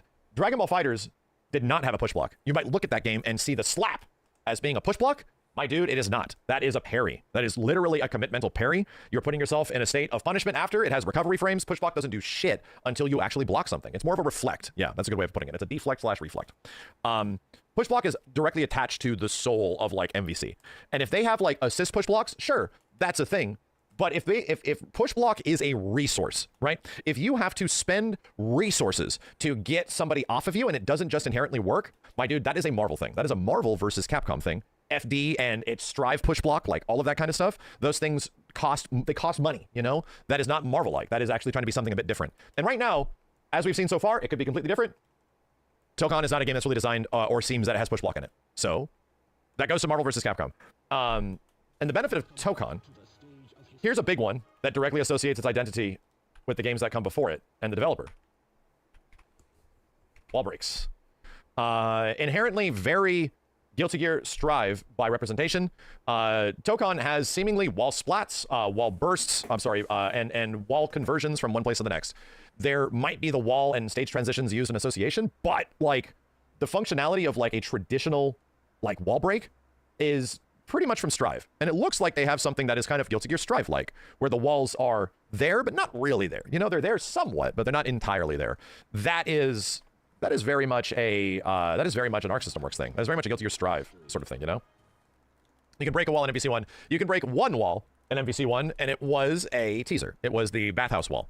There might be one other, but still, wall breaks by the association of the characters eventually going to fly through that wall is a pretty big deal, and it's something that kind of has been in Guilty Gear Strive and other games like Injustice. But in Injustice, dude, you can't just wall break, right? You have to back 3 them. A reminder, you don't in games like Guilty Gear Strive, the wall break is an eventuality. In Injustice, you have to engage the wall break. You know what I mean? You have to do that. The whole point of them is a neutral like reset, you know, and you're engaging the neutral reset. So all I'm saying is that it's very un-MVC-ish. Like corners and walls are kind of a relative pretty big deal in Marvel vs. Capcom, usually set up to the dirtiest, nastiest combos that most characters sort of have. Anyway, yeah, Street Fighter 6 has wall splats. Wall splats are kind of different because if they don't lead to a break, they're mechanically way different. What are some other things that we can talk about? Push blocking, crossovering, gameplay. Okay, visuals. Here we go. I'm gonna need multiple for these. Duplicate visuals. Marvel vs. Capcom has always ridden this really fine line of East meets West art.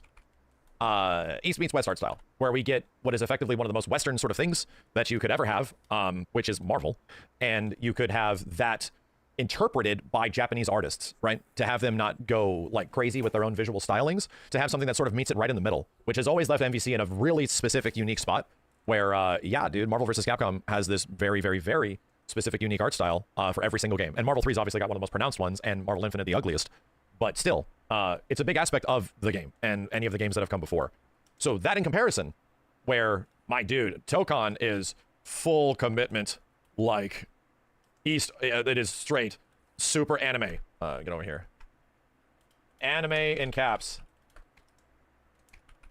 Anime art, and it has 3 pluses, right?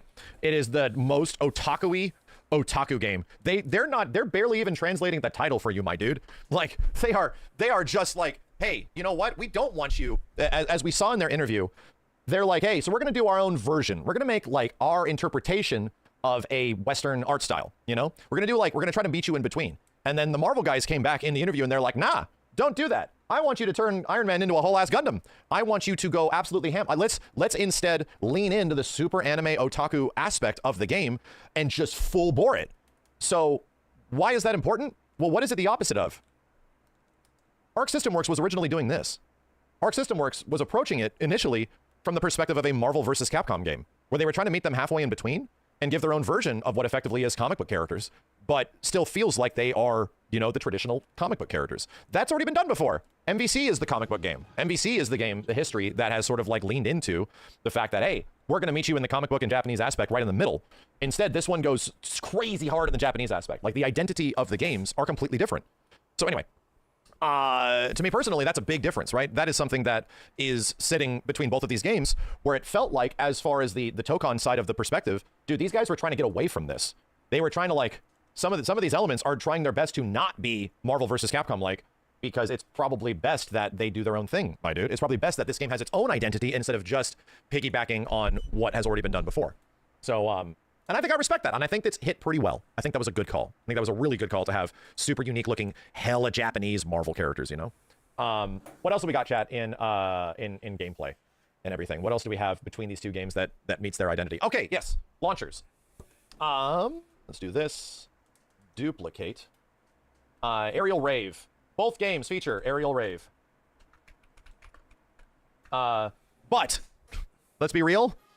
Aerial Rave and Dust share a pretty huge history together, man. Right? Aerial Rave, like, and to be real, Guilty Gear, going all the way back to the 90s, literally was a vertical game. Like, the stage in Guilty Gear 1 and Guilty Gear X, like, all the way back in the day, and also Guilty Gear Strive, share very similar large scales, right? So where the stage is not super horizontal, medium size. No, it goes up there. Like, when your ass gets launched in Guilty Gear Strive, Guilty Gear Xrd, old Guilty Gears, your bitch ass goes flying. Like, you are up there. So it's something that both of these games share. And it's sort of been the identity of the majority of Arxis games for a long time, going all the way back to, you know, clearly the fact that Guilty Gear was inspired by many things back when it was even happening way, way back in the day. And that is the same. To be real, yes, Aerial Rave is a huge part of Tokon. You go up, you go down, you know, all this kind of shit. The combos are this. They're a combination of, like, this shit, and there's a combination of these sort of things all over the place in here, too. So, yes, that is definitely shared all over the place. Team Aerial combo? Sort of. Chat. There is a very TAC thing like that happens in Tokon. However, that TAC thing is not from Marvel vs. Capcom. Did anybody play BlazBlue Cross Tag? I swear, dude. It's been a long time since I played BB Tag, but there's a BB Tag tag launcher, and it ends, like, in the exact same animation. Like, I'm not kidding you. The character's both, like hitting you in the end as you chop down and do all this shit is like it's the BB Tag launch instead of the traditional like mechanic from Marvel 3. It's pretty different, man. So let me just use this as perspective. That's a good one. Aerial Rave. Let's do what is it? BB Tag launch combo. Yeah, BB Tag launch combo, and get it again. Photoshop's like, I can't handle this text. Team Aerial combo. MVC3. Even Dragon Ball didn't end up doing that, right? Even Dragon Ball did not end up having a TAC combo, technically, right? By all definition, the technicality. Lorem ipsum.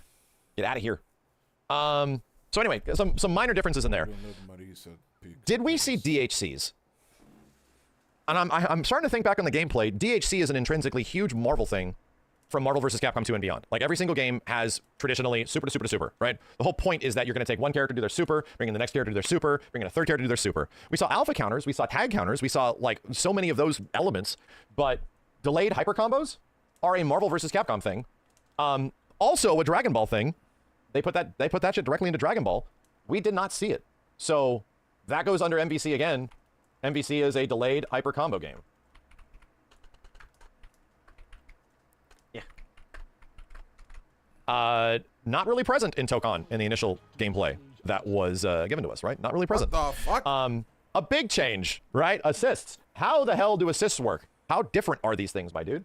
Stage transitions. My brother, it is literally right here. The English language is available to you. Assists. Multi-assist. You cannot do this in MVC, bro. MVC games do not allow for this shit. Lorem ipsum. Freaking god. Duplicate layer. Assists. Multi-assist calls. This comes from Dragon Ball Fighters, right? This is a Dragon Ball Fighter thing, dude. This was sort of like an expansion that Dragon Ball Fighters still obviously close to Marvel vs. Capcom 3 in many ways, was definitely using it as the bones. But being able to call multiple characters at one time during an assist, that is a limitation on Marvel vs. Capcom games. It is. It's just a limitation on how you can, the structure of teams work. In MVCI, it's obviously changed a little bit, but again, you can sort of look at MVCI as being a spin-off game and maybe not necessarily a traditional Marvel vs. Capcom, because it isn't. It does not move forward in the ways that Marvel vs. Capcom did before. What about X Factor? I guess X Factor could be a thing. I don't know if X Factor is a thing that is deeply rooted in MVC identity, but we're comparing comeback mechanics, and right now MVC has only ever had one comeback mechanic, which is obviously X Factor. But that's not really tied to, it makes Marvel 3. It doesn't make Marvel Marvel. It's only in Marvel 3. You know what I mean? It's not really tied to the entire identity of the Versus series. We've yet to see anything like that. In Tokon, it doesn't look like there's any inherent comeback mechanics. You know what I mean? What else? What else do we got? How are these things the same? How are they different? Voice acting language ties into the anime art style, like the East meets West. This game is definitely leaning into super, super Japanese. Air dashing. Yeah. Okay. I like it. Air dashing. Yes. Good call. Marvel is not an air dasher, my dude. It was. At one point, it was. It's there in a gimmick mode. But Tokon is seemingly an air dasher, which is very much tied to the identity of anime games. I can tell you, at one point, I played a version of Marvel vs. Capcom 3 where it was an air dasher. Why was it an air dasher, you might ask? Well, every character, Hulk included, Chris Redfield, Ryu, Wolverine, all these characters had air dashes, my dude. And that came from the game that was developed before it, which was Tatsunoko vs. Capcom, which was probably the most anime Capcom game that they've ever made. The most anime. So they made TVC before that, and there was a lot of TVC's blood in MVC3 when we first played it. And my brother, it was not right. The game felt off. They changed it, and they brought back the air dashing. They put it in a goofy mode called Heroes and Heralds so that you mess around with it. But was it an inherent part of the game? It wasn't. Tokon has, we've seen air dashing. We've seen unique air dashes. Dr. Doom does like a teleport air dash, all that kind of shit. MVC is not an air dasher. So that is already pretty different from a movement perspective. Of how Tokon's going to be operating in comparison to Marvel vs. Capcom. This is like closer to an anime game. You know what I mean? Anyway, moving on. This is a big one. And we don't know yet. We actually do not have an answer on this one yet.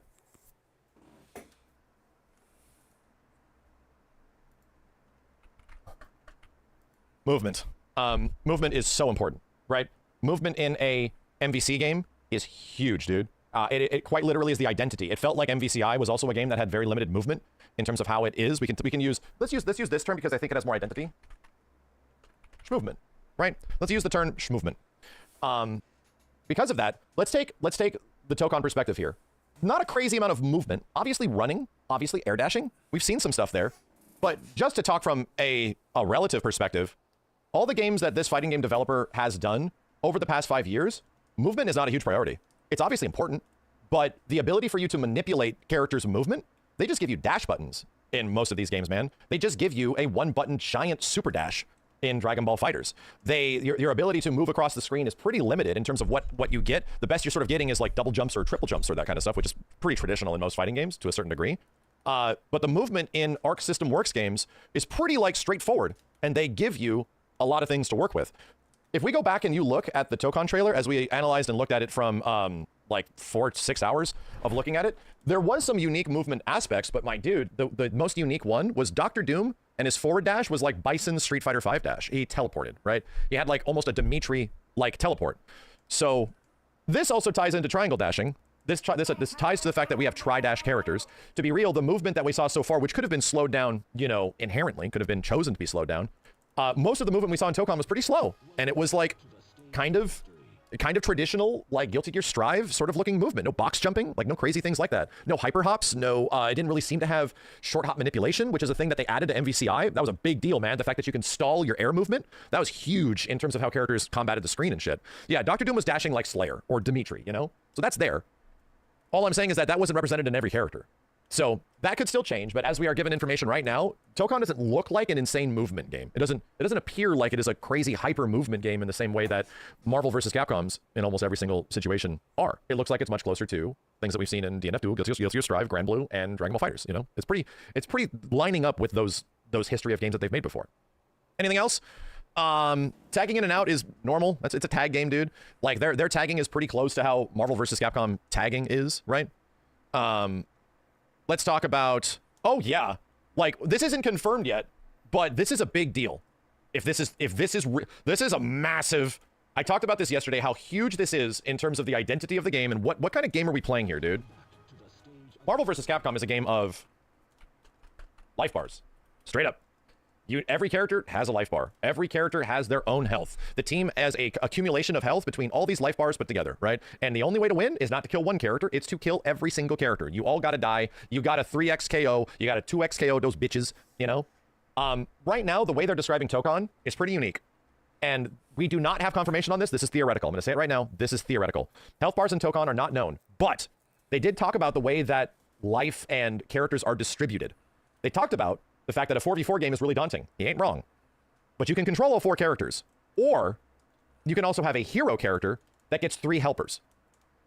So either they're going to have something pretty crazy where it feels like, man, having 4 characters with 4 health bars seems like a much better idea than having 1 character's health bar with a bunch of helpers. That seems like that's going to greatly benefit, unless we really start scaling this stuff, that's going to greatly benefit the person that has 4 functional characters with all these assists and mechanics and shit like that, you know? That being said, there's a lot of theorizing right now that the Tokon is a single life bar, that you have 1 life bar, which is a lot different. In fact, that's a lot different than most tag-based fighting games. It's a lot different than most tag team fighting games. Like, I'd really have to start thinking how the hell that shit works. And there's another game that works like that, and it's called Guilty Gear Strive. And it's 3v3 mode. I'm pretty sure Guilty Gear Strive, I didn't play much of it, but from what I saw of Strive's 3v3 mode as it changed, you know, it's been changed a lot, that game had a singular life bar. Street Fighter Cross Tekken, no. Street Fighter Cross Tekken had multiple life bars, my dude. But if you took out 1 character, they died a la Tekken Tag Tournament. Very different, right? That is very different. And for anybody that's saying, like, traditional KOF, CVS2, all that kind of shit, I'm not including those in the conversation at all because those are not tag team games. Those are just team games, right? You compose a team and you just take down the team 1-to-1, right? That's not a tag game. These are functionally very different. You're not using everybody at one point. In some KOF games, you do that. You choose, like, you know, strikers and shit. But the majority of them are team games, and they have to go survival mode style all the way down and through. So, Dokkan might not have life bars. Single health. It might have a single health bar where somehow, maybe, the way they get this to work is that you have to take down the hero character's life, or if you damage the assists and knock them away, maybe they take damage and also reduce an overall health bar. It's really hard to imagine how the shit a singular health bar is going to work, or how the team functionality is going to work when you have that many characters, and you can also only have 1 character. To many of us, we're already, yeah, this is like an asterisk right here. This is definitely a thing that feels much closer to, god damn it, life bars. There you go. Single health bar. Asterisk. Unknown. We don't know if this is confirmed yet, but it's like, how do you solve that, my dude? Like, how do we do that? Skullgirls, from what I understand, did Skullgirls also give you assists? From what I remember, Skullgirls gave you a hero character, right? You could do a ratio 4, a la CVS2. You can just get 1 fat-ass Skullgirl, 1 Skullgirl with a big ass, right? And that Skullgirl with a big ass would just have more health and more damage, you know? It's ratio. But you didn't get the help of other helpers that you couldn't pilot, you know? You didn't get cameos, my dude. You just got 1 Skullgirl with a big ass. That is very different. Tokon and MVC are games that inherently will have you, no matter what, you have to have 3 characters, you have to have 2 or 3 characters in an MVC situation, or you have to have 4 characters. You have to have these things for these games to operate, you know? It's built on the entire foundation, not 1 Skullgirl's big ass. So that's a huge difference, man. That is fundamentally different. Also, why is that so different? Brother, if you have a single health bar, you don't have point characters anymore. You don't even have, technically, batteries, right? Do you even have anchor characters? Do any of those identities that make a team in Marvel vs. Capcom exist anymore? They don't. They're gone. Because every time you take damage, you're just losing health. You have your entire team as a resource, right? Your character is always the role of the point character. You always are going to have your quote-unquote anchor character. In fact, what is the point of even calling them anymore? An anchor character is, historically, in Marvel vs. Capcom games, the last character on your team that will survive, right? The whole point of them is that you compose teams that is usually made of, in a 3v3 game, like an anchor character or a battery character. Battery meant to, like, build resources. 1 character to carry the beginning part of a team, which is the hero character. And the anchor is there to survive, right? We can still win if we have our anchor character, which is why these definitions have existed for a hell of a long time. This game only will have full team at any point because of the health bar thing, right? There's no more identity to how a team composition is because, or how a team will get dissected. Sorry, there's team composition identities, but how a team will get dissected is completely different than what a Marvel vs. Capcom or a traditional, like, tag-based fighting game is. My dude, no matter what, at the end of that round, Dr. Doom's staying alive. Captain America is staying alive. Who else is in there? Star-Lord is staying alive, right? Iron Man is staying alive, or they're all dying. They're all dying at once, or they're all living at once. But that is only theoretical if this game is built on a singular health bar, right? That is only theoretical if this is built on a game that has a singular sort of health bar that stays around the whole time. So I don't know. This is something that's built on a quote-unquote unknown, but that is so much different. Like, that shit will be dramatically different than what Marvel vs. Capcom and tag-based fighting games have done in the past. Anyway. Maybe the health bar is sectioned off. I don't know, man. We're wondering. We are legit wondering. Like, as soon as we see UI, right? As soon as we see UI of Tokon, the first thing that we're all looking for is what's the health bar look like? Do they actually have siphoned off health bars for all the other characters? Or is it just this team's health bar? It's the #1 thing that everybody that's a fighting game nerd is like, all right, so wait a minute, how does that work, right? How does that technically operate if you have a hero character and 3 assists or 4 full characters? Like, how do you do that? So anyway, it's interesting, right? You think that might be the best case for 4v4 though? Yeah, I mean, that's the thing. They're solving a problem, which is that 4v4 is daunting, my dude. 4v4 is a thing that is like, a lot of people that are not super fighting game associated hear 4v4 and they go, that's way too much. And they know that. And yeah, that's a thing that you have to grasp. That's a thing you have to grasp that. That's just too many characters to deal with. So they're solving that problem, you know, with the fact that you only need to pilot 1, my dude. You only need to do 1 character. So anyway. Anything else? Now people want snapbacks. Yeah, great question. Snapbacks would still exist, but for the point that, like, the only reason snapbacks exist is that you don't want to fight Spider-Man. Spider-Man's a piece of shit. So I'm going to spend money on getting Dr. Doom in because I'm going to fuck him up. You know? All that kind of shit. I'm going to mess him up. Music? Yeah, that's a... Oh, you reminded me of something. I wouldn't say music is a thing that is super identity associated, even though Marvel vs. Capcom does have a sound. But this is a big one. How do we explain this? Here we go. I got it. Duplicate. Unique Marvel roster. Right? Tokon is a game with a unique Marvel roster. It has been weird to see Spider-Man not do Spider Swing. It is weird to not see Iron Man do like some traditional things that you've seen him do in the past. He has some, right? Because you obviously have Repulsor. It is weird to see Captain America not do Stars and Stripes and that kind of shit. It is, Dr. Doom is technically not doing a foot dive. He might have some finger lasers. Unique Marvel, let's do this moveset. There is an expectation with a Marvel vs. Capcom game. This is also a huge benefit to Tokon, because I have said this in the past. I'm like, dude, I think it is one of the greatest issues of MVC that Spider-Man in modern Marvel vs. Capcom is hard to play. I can't understand it. It has needed a refresh in a long time. Moveset. Marvel vs. Capcom characters have needed a refresh for a long time, and some of them just haven't gotten it, man. So even in MVCI, they stayed relatively traditional. They got changes, you know? But Spider-Man isn't exactly, like, just as an example, an easy-to-use character in MVCI. He's not, dude. He's still as weird as shit. Spider-Man's doing completely different stuff here, right? And the difference here, and these are directly held in association. Some of these are associated, some of these are different. Legacy. Marvel moveset. The moves of Marvel vs. Capcom characters are deeply tied to Legacy, bro. Like, I'm telling you right now, if you got a Dr. Doom that came out and didn't have hidden missiles, or didn't have foot dive, or didn't have finger lasers, people would be like, what the fuck? But now you have a game that has Dr. Doom, and he has an aerial laser beam, and he has a straight up Glock. He doesn't have the butter gun anymore, and now he has not especially finger lasers. He's doing different things. He kind of has a foot dive, sorta. He sort of has something that might seem like it, but still, his moveset's different. And the same thing can be said about Cap. The same thing can be said about any character that is in Tokon. They are no longer beholden to a legacy moveset built from the games that came before. And I think it's odd. It'll be weird, because here's all I have to say, chat. It's a benefit and also a detriment. What if Magneto shows up? What if Magnus is like, hey, I'm here. And Magneto's not a rushdown character. He is a heavy-hitting magnetism guy. What if, I'm just going to say it, what if Magneto's slow? What if he's a zoner? Like, there is an expectation with how characters will play in fighting games, man. It's not, and again, this isn't a detriment to every character. This is like a case-by-case basis, right? Like, I see people saying, that's not Magneto. I get it. Like, a lot of our interpretation of what Magneto or some of these characters are literally built around the entire legacy of what Marvel vs. Capcom had built before. Brother, like, I'm not kidding you. This game completely changed over its 30-year history the way Marvel even looks at characters like Juggernaut and Sentinel.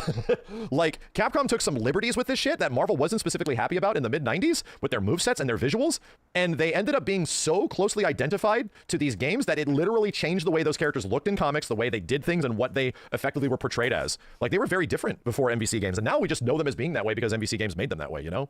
So this is a huge difference, right? If we were looking at Tokon and all these characters were doing the exact same shit as a Marvel vs. Capcom, then there would be like, God damn, bro, it is truly Jover. Like, if we just see this shit happening, like, and a lot of people start looking at, what's his name? They start looking at Star-Lord, and they're like, bro, this is the Dante function.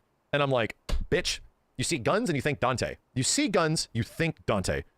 I'm telling you right now, there is no Dante function in this game unless he has over 40 special moves. Absolutely not. That is not Dante's identity. Dante is not a character with guns. Brother, he has a sword, okay? He is the swords and guns character, and there already is a sword and guns character in Marvel, and he's also Deadpool, and there's also Taskmaster, and they all play completely different, dude. Like, those are not similar things, man. They all have completely different playstyles. So to me, I do not look at Star-Lord as being a Dante-like at all. Like, he is unique. In fact, there is another Blade and Gun character that I hope comes out in Tokon that will not be a Dante-like, that can be their own unique thing. And yeah, it's Blade, dude. Can we get Blade and have him be unique and not just another character?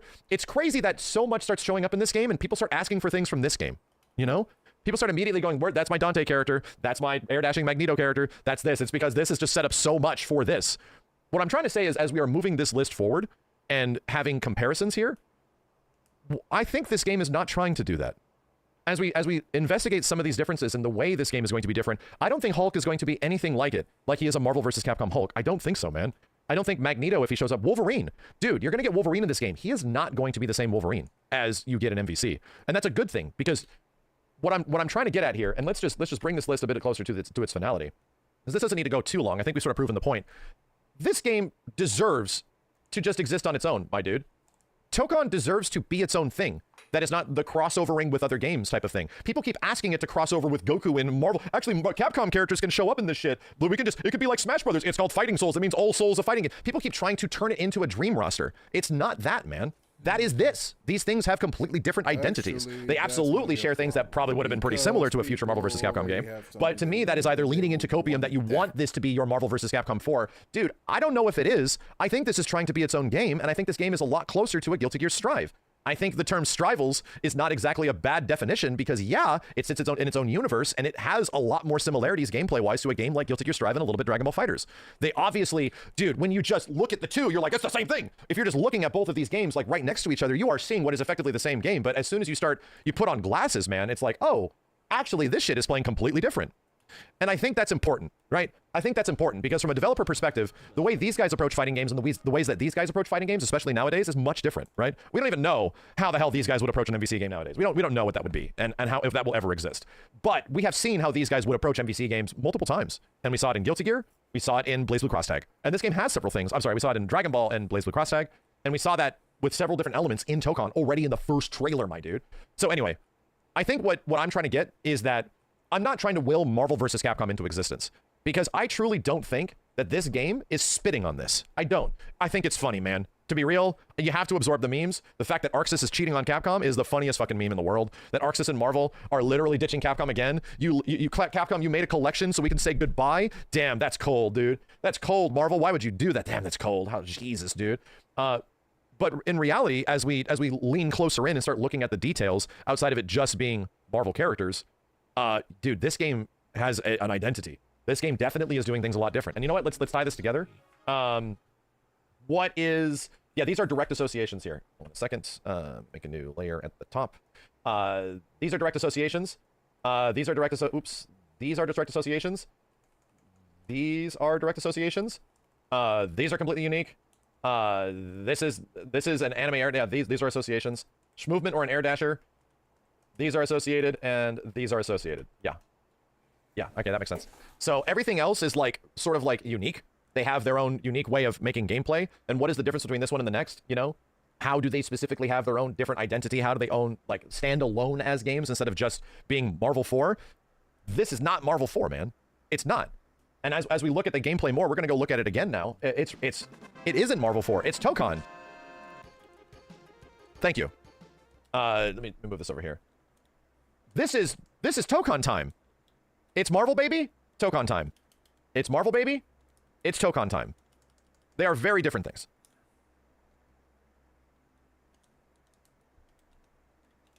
All right, the end. The end. Max is really trying to make Tokon time happen. It's Tokon time. That is not gonna work. What is it, chat? Why can't it be Tokon time? It's Marvel, baby. It's Tokon time. Tokon time doesn't sound as tough, though. Doesn't have... It's Tokon, my brother? It is... It's Tokon time. Come on. What? Time is Tokon? I literally said that. Y'all have to try harder. It's Tokon time. Some good-ass Tokon? Hey, yo, you cannot pick up off Tekken. You cannot pick up off Tekken. Explain what movement is, please. Good question.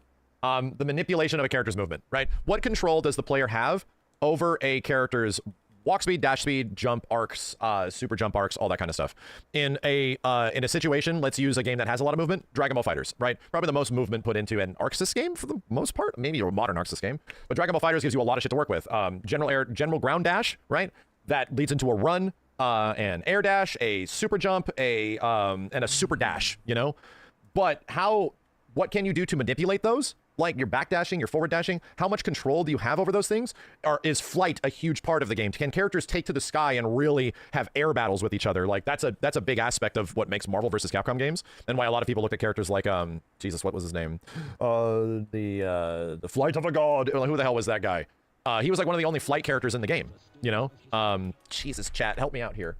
Zamasu. Yeah, Zamasu was like looked at as the Marvel versus Capcom character. He's like, oh god, he's an MVC character. That's crazy. Because most of the characters in Dragon Ball weren't really MVC characters. Here's a big part. I'll just throw this in there. Marvel unique movesets, right? Legacy movesets, right? How many moves are we talking? Because we have played a 3v3 Marvel-like fighting game from Arc System Works before. And characters had about 3 moves on average, right? Like Dragon Ball FighterZ, that season 1, when that game came out, characters had about 3 moves in total, right? And some were a bit different. Some of them had some things that lead to other shit. Marvel versus Capcom characters have pretty big movesets, you know? It's one of the things that made MVC games sort of daunting. Yeah, it was either quarter circle forward, quarter circle back, or down, down. Like, that was about it. 3 to 4 specials per character, like at a minimum. When MVC characters don't have, you know, some of them could have 3 to 4, but then you have others that have 12 to 16, you know? Like, you could have, and then at times, 40. Like, characters in Marvel vs. Capcom games could have dramatically different associating movesets, you know? You literally have one of the most complicated motherfifers to use in the game in a pilot, which is Spider-Man, and then you have Spencer, who just does the same shit with way less stuff, you know what I mean? That's a big deal. And are we going to see most of the characters in Tokon have, like, a very limited moveset? Are they going to have, like, 3 to 4 specials? And that'll be it? I think it'll be more uniform. And I think the reason we can...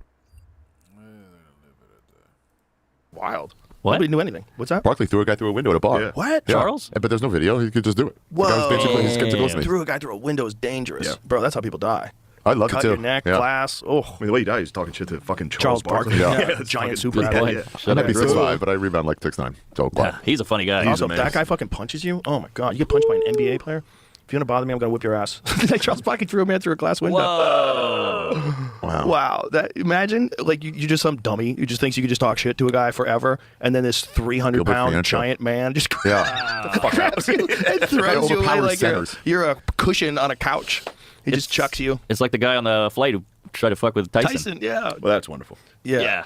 There's Also, dudes out it's there. Justice. Sitting back and watching Charles Barkley become like the coolest guy of all time. So funny. That guy's sitting there like, I bothered him once at a bar and he threw me through a window. And I hated him my whole life, and then you watch him on TV, you're like, fuck, he's the coolest guy. He's so I cool. know. He's Funny. literally the coolest guy. Yeah. I love when he was going to do the play-by-play or color, whatever, for Easy. LIV, for golf. Yeah, the colored comment for Live Golf, and they were like, well, that's evil. He goes, where do you get your money from? Don't you all do like iPhone ads? Like, Yeah. that's easy on the judgment. That's an interesting Charles Barkley. Nah. That's an interesting. Hey, wasn't man, the where you get best. your money from? Carl Malone. Wasn't the best impression. Kimmel is the best This one. is a pretty crazy story.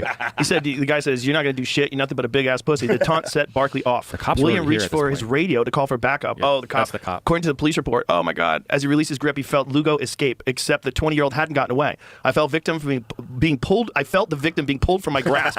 Williams wrote in the account of the incident. I looked up and I saw Barkley holding the victim up in the air by his arms. Wow. Oh God. What did he say to proceed that? Flung him like he was a He says, toy. do you know who the fuck I am? Do you know who the fuck I am? In a matter of seconds, Charles chucked Lugo through the plate glass window. Oh my God.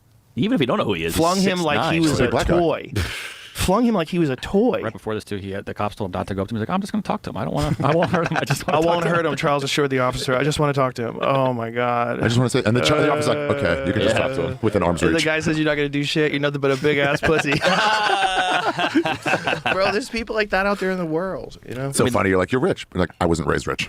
So that's who I am. You guys have seen the video of Joe Schilling knocking that guy out in the bar? No, You never pull it saw up. that? Oh my might God. have. So there's this asshole at a bar. He's being rude, and apparently he was being rude all night. And Joe Schilling, who's a multiple-time world champion kickboxer, walks by this guy, and the guy tries to make him flinch, and Joe just goes, watch this. So there's this guy, drinking, having a good time, being an asshole, talking about beating somebody in arm wrestling or whatever, and Joe just is behind him. He just touches him, nothing. And then he says something to him. He turns around. Oh, that was quick. Yeah. Well, he's a world champion kickboxer. You can't flinch on that guy's He was trained. out of his. He was walking. He delayed himself 4 seconds. I don't think it was fair. 4. I don't think it's 4. I mean, he knew the guy was out. Like, look. Okay, hit 1. He just passes by and he calls him back. Oh, that step forward. The step forward with the chin up in the air was like, you can't do that to a guy like that. He comes at him with like, "You want them?" Okay. Yeah. Like what? That's scary because that could happen to Anybody. So he had to go to court. Yeah. Hey, what's up, motherfucker? He had to go to court for that, and he won. Really? Because This it's guy stepped Florida. at him. It's Florida. It's like stand your Florida ground. does rule. They have some good court for that. The step He himself 4 seconds. I don't think the champion kicks him. Nothing. And then he says something to him. And he turns around. And Joe just is behind him. And he just touches him. Nothing. And then he says something to him. And he turns around. Oh, that was quick. Yeah. Well, he's a world champion kickboxer. You can't flinch on that guy's He was trained. out of his. He was walking. He delayed himself 4 seconds. I don't think it was fair. 4. I don't think it's 4. I mean, he knew the guy was out. He was walking. Watch this. So there's this guy, drinking, having a good time, being an asshole, talking about beating somebody in arm wrestling or whatever. And Joe just is behind him and he just touches him. Nothing. And then he says something to him. He turns around. Oh, that was quick. Yeah. Well, he's a world champion kickboxer. You can't flinch on that guy's He was trained. out of his. He was walking. He delayed himself 4 seconds. I don't think it was fair. 4. I don't think it's 4. I mean, he knew the guy was out. Like, look. Okay, hit 1. He just passes by and he calls him back. Oh, that step forward. The step forward with the chin up in the air was like, you can't do that to a guy like that. He comes at him with like, "You want them?" Okay. Yeah. Like what? That's scary because that could happen to Anybody. So he had to go to court. Yeah. Hey, what's up, motherfucker? He had to go to court for that, and he won. Really? Because This it's guy stepped Florida. at him. It's Florida. It's like stand your Florida ground. does rule. They have some good rules. I love Florida. What was, some what good was that rules. medicine they give you during COVID? I forgot the name of it. Ivermectin. No. The treatment. Monoclonal antibodies? That. Yeah. That's what I was trying to remember. Yeah, they banned that in Monoclonal. a lot of places. They stopped people from getting that. I had a whole podcast I got about it. Yeah, you got it. I got it to a lot of people. When I was down there, you're like, "Oh, thank God you're in Florida." Okay, cool. Yeah. Do this. There's places they wouldn't give it to you. They restricted it. Florida was pretty good during the pandemic. They, No, it was they were a great. good place to go. Did a lot of comedy there. That's where I caught COVID. That's where I got it too. That's where I was. Fucking AIDS. Thank God you got rid of that. Yeah. A lot of your people down there. Jews? Olds. Oh yeah, they don't come to shows. They like to relax. Go to Miami and relax. That's true. A place built on cocaine. Imagine. I know. Cocaine, Jews, trannies. And Hulk Hogan, Carol Baskin, A lot Scientology. of rented Lamborghinis. Yeah. Oh yeah. A lot of rented true. Lamborghinis. A lot of I people got to the fronting. store. Somebody pulled up in a limousine. I was a door guy, and I was like, "Oh, who's this?" And the manager's already been jaded. He goes, "Somebody with $50." Already jaded. The jaded guy. When I got there, Harris Pete was the most jaded guy of all time. Maybe of all time. Of all time. He had been through all the eras, and he was like, you got to impress the shit out of Harris Pete. Made a deal with, the rumor was, Leno and Letterman said, "Hey, all three of us, whoever makes it, will take care of the other ones." Really? Does that sound like a deal you would make? Sounds like a deal you make one night while you're drinking, not a real deal. We're all in this together. Yeah, exactly. What The if guy, you- the guy like- who kind of sucks. the guy who kinda sucks, One right. of us is going to make it. Yeah, Right? someone else. You bring us with you. Yeah. It's Shane Gillis, Dave Chappelle. I'm talking like, "So three of us." We're all in It's this already together, relaxed. boys. We said we were in this together. Like, hey. You promised. I said, "Get away." I said, "Get me a beer." Yeah, it's not like we found it That sounded Twitter like a together. promise. Relax. We did the Boston Comedy Fest, and we were all in the finals, and we were like, all right, whoever wins, because the pot was 10 grand, which was enormous at that level. Yeah. And we were like, whoever wins, we'll split it up this way, that way. You get Do a first, saver. second. One guy was off in the shadows. We're like, he's not gonna make it. This guy sucks. He's no good. That guy's definitely going to win. He won. He gave the whole thing to Boston Strong. We all hated him. What's Boston Strong? Oh, The marathon. After he got It was that yeah. year. What a Bro. fucking What an asshole. What a piece of shit. Did he ever make it as a comic? Yeah, he's hilarious. He's a really funny guy. But at the time, we're like, this guy's going nowhere. And then he won. Yeah, anytime I've done a comedy competition, the guy who's sitting by himself and quiet, you go, fuck. He's doing the math. He's doing the math. and He's giving not me here points. having fun. Yeah, exactly. Yeah, we're all Yeah, hungover yeah. and drinking. This little Indian kid. They used to have this thing called the Boston Comedy Riot. It was like the biggest comedy competition. Yeah. The WBCN radio would host it. It was the Boston Comedy Riot. It was like in the 1980s. WBs. Yeah. The Boston and the Seattle competitions were the big the ones. I Seattle never did one was a either big one of them, one. but it was like weeks long, so you had to either keep going up there or be there. Yeah, that's Seattle was like that was hell. 'Cause So you're you poor. have to be a guy with no life. Yes. Or a Seattle resident. Yeah. Or Seattle resident. Willing to hang in there for the long haul. Yeah. For the golden prize of being the winner of the Seattle You ever do any competition. competition? I think I lost one to Sam. Yeah, I did a bunch in the beginning. Which Sam? Atlanta, Morrill. I think he ended up winning. I think we're both in the final. But it Oh, was the like- Laughing Skull. Yeah. He did win that. Did they just kick them out? Huh? So the Laughing Skull, did the Vortex just kick out the Laughing Skull? What happened? I don't know. I think the Vortex said, like, you guys got to go, the owner's got to go. Pull it up. What happened? I don't know. You got to pee? Yeah. What is that about? Do you know why? That was a great little room. It's a headline. That was. It's just a headline. 85 Yeah. seats. It did rule. Great little room. Fun room. Someone's got to film the special. There's no space for cameras, but someone still had to. I think someone filmed something there. I think I've seen stuff from there. Yeah, Atlanta's a great comedy Yeah, town. what happened to that? What happened? There was this headline I kind of passed by for a second. You ever do those and then go and you're like, oh, I actually read that one. Yeah, Get the the headlines. odds. Get Yeah, the odds.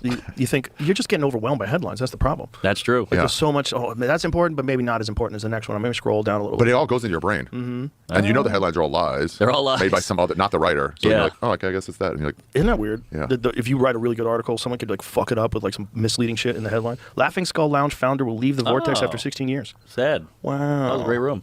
After 2 decades, they're splitting up. what does that mean? There'll be no Laughing Skull, or just the guys out? I think. I don't Laughing know. Skull What does Lounge it will mean still for the be open in the lounge? Vortex, but not as we know it today. Uh-oh. The founder and the team will be exploring other comedy avenues in the city. So they'll do another Laughing Skull somewhere else. there you No. Nobody cares about the name. Wow, that It's room. the venue. Well, they know how to do it, though. They'll probably find one that's like it. Nah, the rooms are important. Size of know, rooms. It's not a it is Chipotle. You can just important. reproduce it somewhere. But you might be able to find a similar size room. I mean, yeah. I mean, good luck Atlanta's starting got a new lot room. of.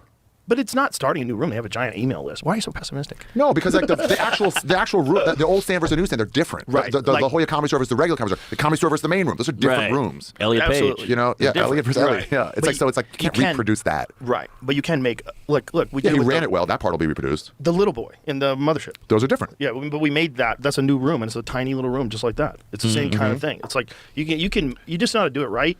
You can And be the creative. location is big. Like Yep. what kind of Sure. people are in that area already Sure. versus like. Sure. Yep. It's funny how a room has a feel. Like the OR in the store has such a weird feel. Yeah. And It's then a specific. And smoke is built into the walls. Evil's built into the walls. It's also Yeah. like there's something good about the. I used to think it was bad, but there's something good about the commotion in the hallway in the back. The good about it is it's chaos. Chaos. The show's You can chaos. hear chaos That coming room out. is a chaos room. It is. Diaz used to have the most chaos in that room. Like Diaz would crush in the main room, but there's something about Diaz when he would go on stage in the fucking OR like late at night when no one cared. Just doesn't matter. It just doesn't matter. And then he would go and crush it. Yeah. He would go crush it. Really? I'd love to see him in that little room.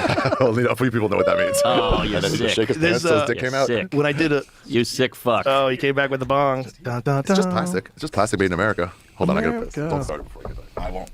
Thank God you're leaving to piss. Bottles over here. Yeah, we're trying to keep him from you. We got We had, Buffalo. we had to triple wash this fucking pitcher because Norman pissed in it once. Oh fuck! I forgot about that. Wow. We've had some really rough ones. We've had some Rough rippers. Like to the point where when it's like Protect Our Parks Day, I'm like, Oh, yeah.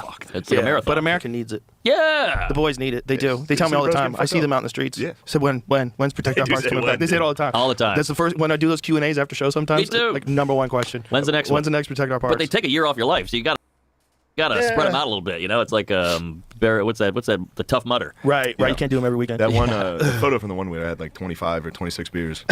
Every once in a while I see the photo and I'm like, oh my God. Yeah. What a nightmare But that was. is what people genuinely need. They need bros, like Yes. having a good time as bros, like with Yes. no restrictions. 'Cause no they're nothing. doing it. They want to. If they can't, they wish they could. Yeah, they and want to. Everybody wants to. I grew up doing this shit. You know, Every you get a man wants to have backyard. fun. I was They wanna really get hoping together I and would not be. stop doing this at some point. No, never. never. This was my first party in the woods in high school. I was just like, well, I'm going to do this for the rest of my life. At least now you're monetizing it, kind of. Yeah. Like you made it a living. Yeah. Listen, this is the best life. This is the best life for guys. Oh, 100%. We're the luckiest fucking people that have ever lived. Like you had Jimmy Carr on, and he was talking like he's like, I'm doing this today, then I'm going to Chappelle's thing, then I'm doing Kill Tony, then I'm doing the Mothership, then I'm doing an arena in fucking Yeah. Scandinavia. It's Best life. What a life. It's the best life. Jimmy Carr was fucking hilarious. Yeah, he he's came out of killer. the club with this new shit he's working on. He just had a bunch of always notes. has it. Oh my God, he was so good. He's a beast. It was so fun to watch. It's like when you watch a guy who's like just fucking dialed in. Yeah. Yes. Just dialed. I saw him tell a story about what's his name fucking with him too about me.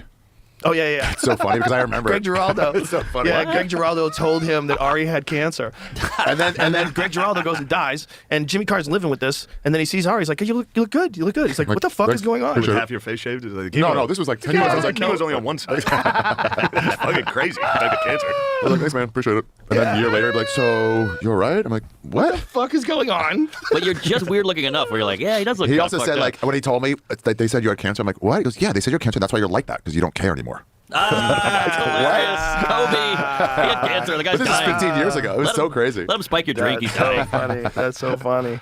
That's so That's a funny. nice fucking backup to have. I wish people thought that. Yeah. Be like, yeah, he took a shit on stage. You go, oh, he's got Yeah, cancer. cancer. It's funny that That's why it was bloody, right? It's bloody shit. Geraldo said Story that to tracks. him and never told him any different.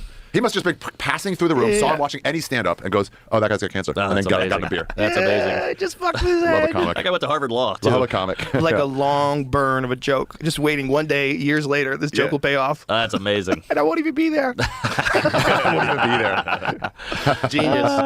Geraldo and I, we shared a parking lot when we were both on TV together. The very first times we were both on TV. When I was on News Radio and he was on his own show. He had his own show that was on the same lot. I'd hang out with him at the lot all day. He had like a show about him being a lawyer. Yes. Like a sitcom. Because he was a lawyer, so he could build this off your life. That's what they always do. What was your job right before this? Let's make a show. Yep. Yeah, I worked in the garage. Knew him from New York, so we'd hang out. That's why he got tires.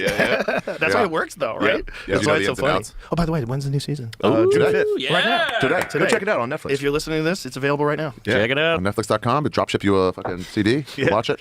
Mail it. Check your mailbox. Check your mailbox right now. DVD with tires. It's Hopefully gonna- I didn't send you first season. It's going to skip a little. And while you're there, you can watch Ari Shaffir special. Oh, we all got shit on there. That's right. But yeah, Ooh. tires. Yeah. You've managed to rein in Trash Kyla in a way. It's unrainable. Well, everybody in the show plays literally themselves. So Kyla was pretty easy. What was the hold on? What was the line? Trash Hold on. I mean, she was my employee for a long time. Ron Yeah, White's right. in this season, right? Ron White is, yeah. Oh, fun. What was the line you had before? It was how to talk trash. It was like, I spelled a coffee colada on my scratcher. It's like, what? She's, Ron fucking kills it. Oh, he brought his own outfit in? Ron, you're not going to believe it. Ron plays himself. Full Lebowski there. That's all you'd want him to play. Yeah, why fuck around? He plays a washed-up NASCAR driver. Oh, And he's there fun. for like a sign, like a meet and greet that no one shows up to. Oh, that's great. It's pretty great. Yeah, we had a Woody Harrelson at the club last night. Oh, was he there last night? He's there yeah. a lot, man. He's been there a lot. I've missed him every Life fucking skills He's the donor. best. He was He's a such a cool sweet- dude to hang out with. Yeah, I Sweet heard he's man. the fucking man. Doesn't have a phone though. And he doesn't do email. So if like you want to get a hold of him, you got to go through his wife. You got to run into him. Like he's smart. He's protecting himself from bullshit. The Yeah. bullshit in the world. He's like, I don't want to be a part of this. Yeah. I don't want to have a phone. I got no social media. I got no nothing. I'm just a human, like I always was. I was a human before this. Yeah. I'm staying a human. It's really nice when you don't have a phone. I am done. Sadly, I'm tired now. I've been playing the game the entire thing.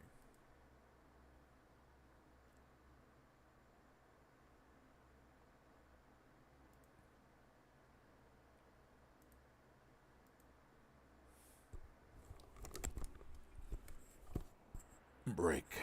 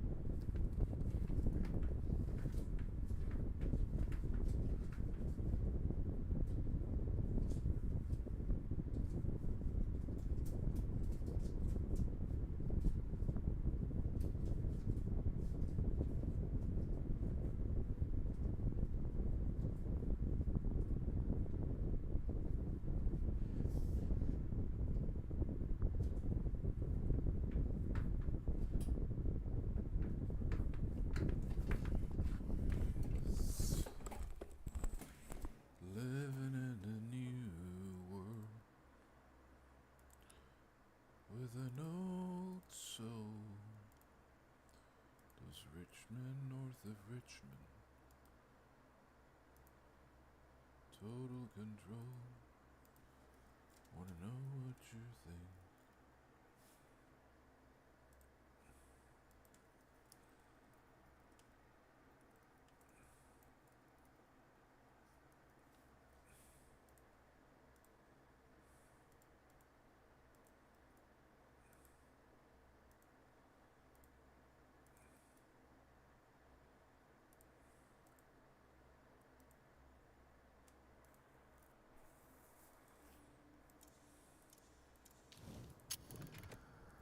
Only one game, baby.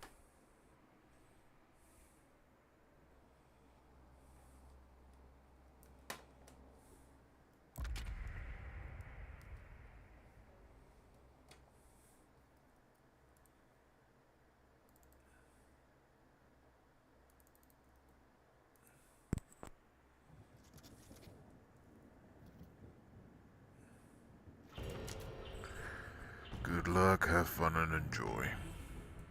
Detective, your allies will need your strength to complete the ritual.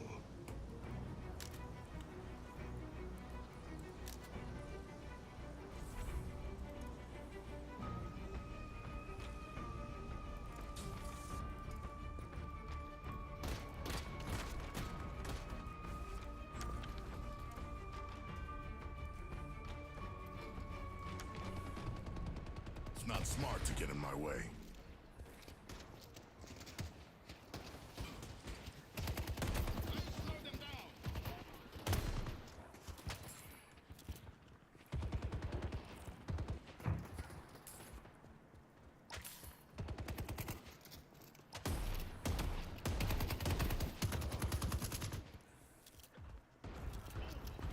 Making my move.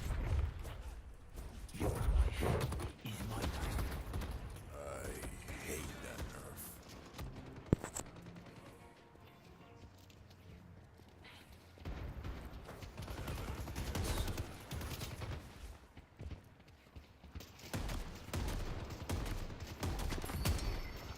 I should get some gear.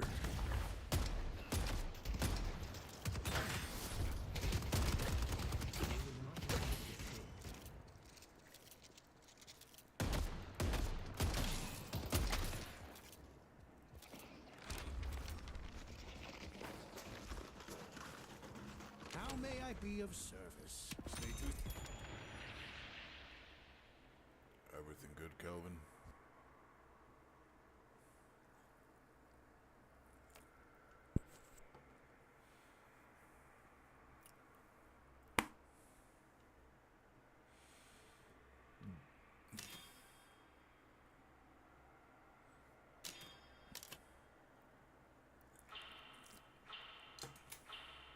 Steps ahead of death, my friend.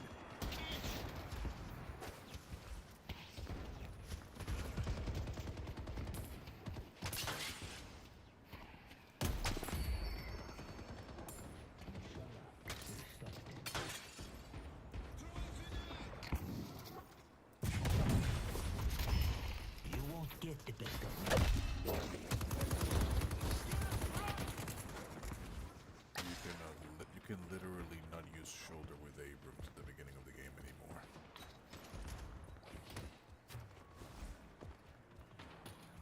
Abrams, what did you say?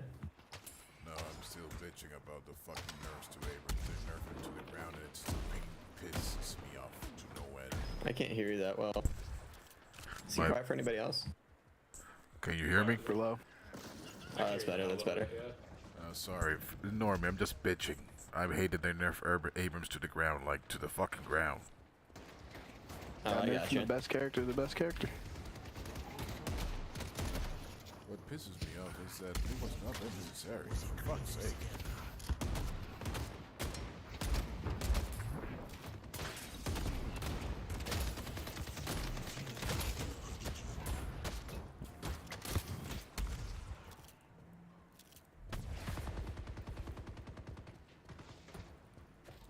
God, Max. Dynamo's missing.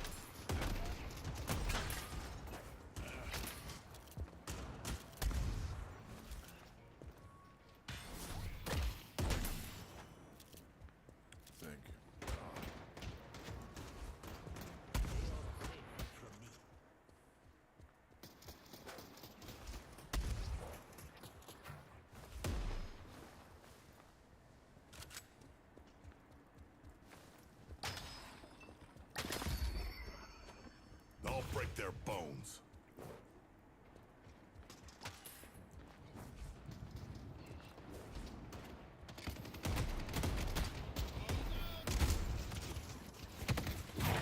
All of you.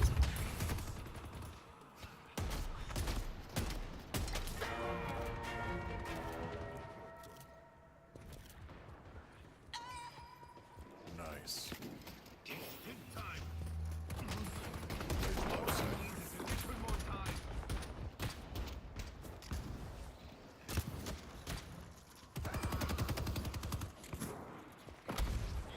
Thanks.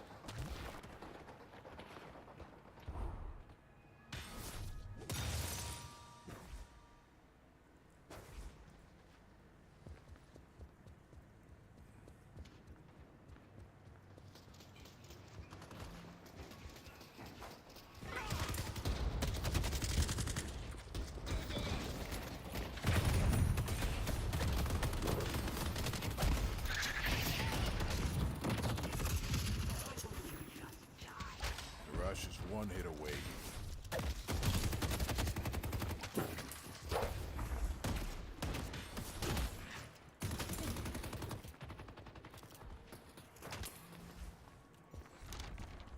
My friend, survival is paramount.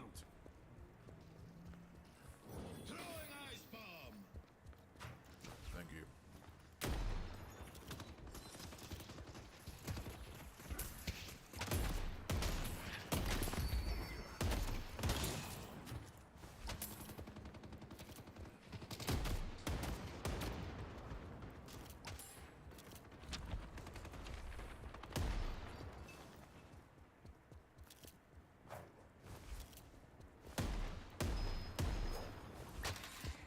Get in the bridge buff here, Calvin. Coming back soon.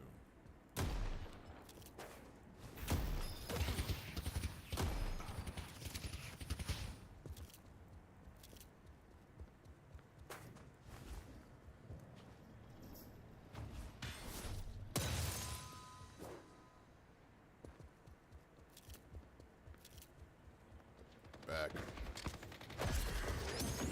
Coming in.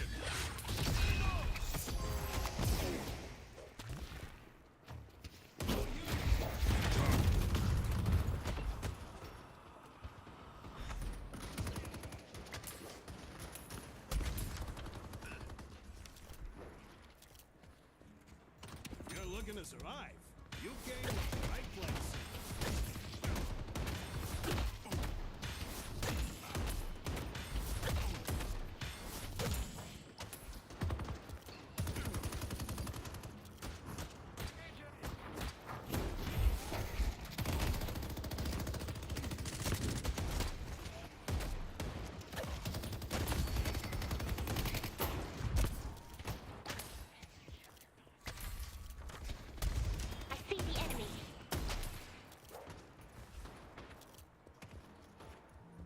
You got expensive taste. Thank you.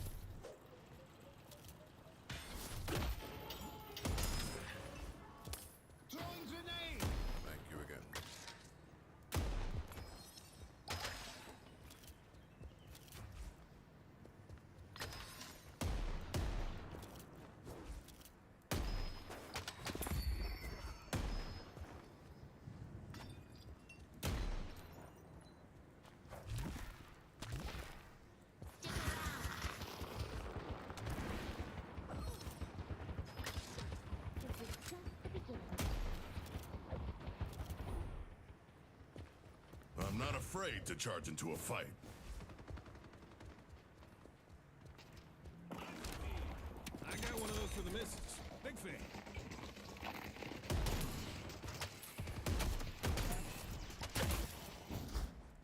I see haste.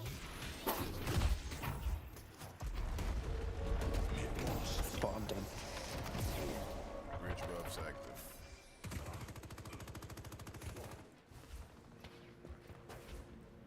We got 3 on yellow.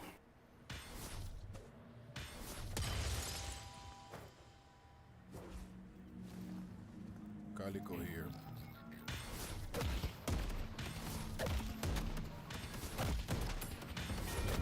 They've destroyed the Guardian on yellow.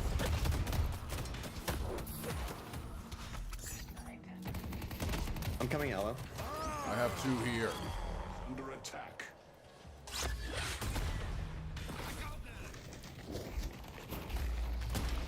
Mirage here.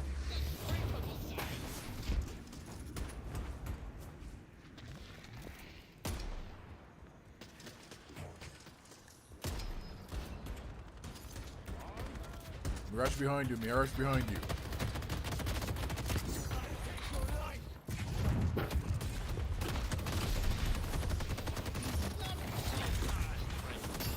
Everybody and their fucking mother is here. Oh boy, take yellow, there's 5 here. Blue. Nice. Worth it, I don't give a fuck.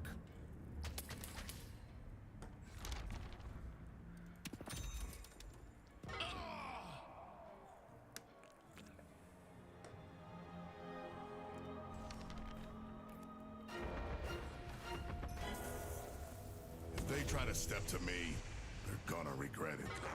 Going blue.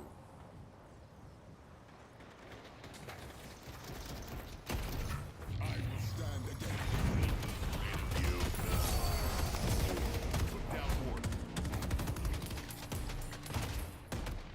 Mirage low and Haze low. They're running away from me. Fuck.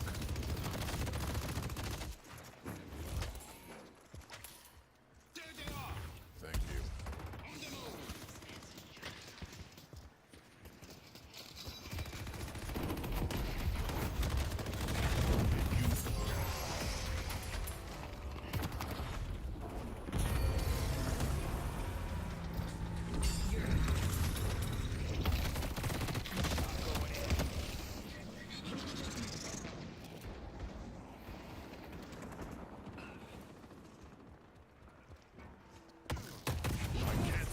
Here's Calico.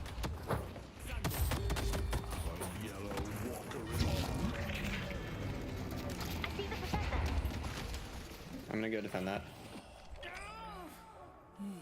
They really are rather pathetic, aren't they? Fuck. How did they do? Warden, he's doing way too much DPS now. He got the walker already. That sucks.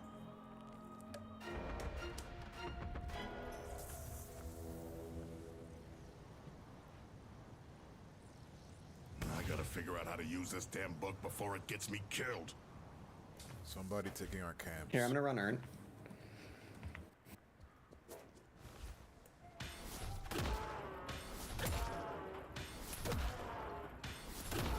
Can we fight for Urn? Yeah.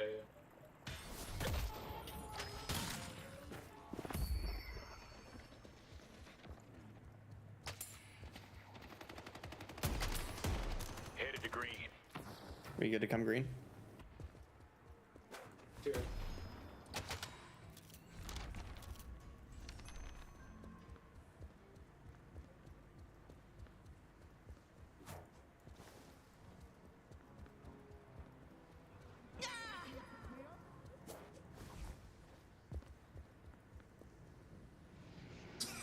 It's about time. Somebody go blue. If they can. I got blue. Got it. Excellent. Nothing stopped me. Got Calico here.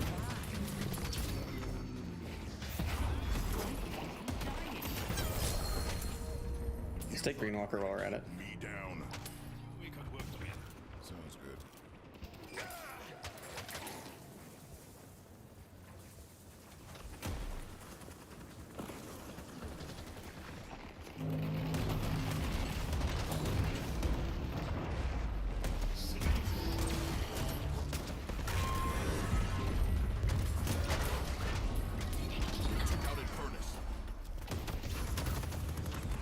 Back up, back up. I'm gonna run Earn. I have here Warden.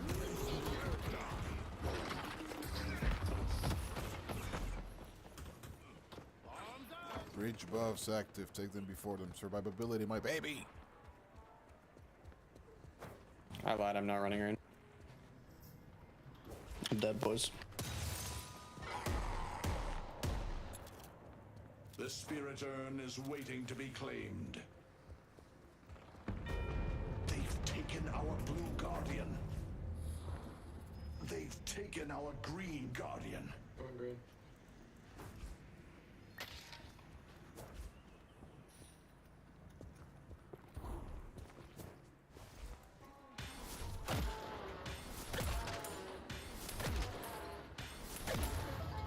They're running Earn, they're running Earn.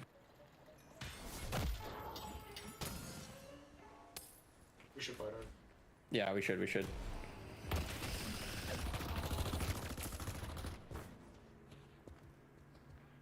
I'm too slow still. Fuck. I cannot go very I fast. don't know if we make it. I'm on my way, yellow. Let's fight yellow, fight yellow. I'm gonna take blue while they're distracted. Oh, shit.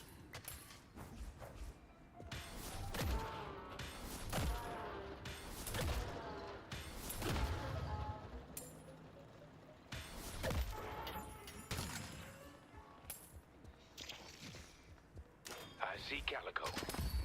Slay them and grow strong. Nice. I may be tough, but I don't want to take on the whole team alone. I'm out, I'm out. Wraith going green. Warden behind.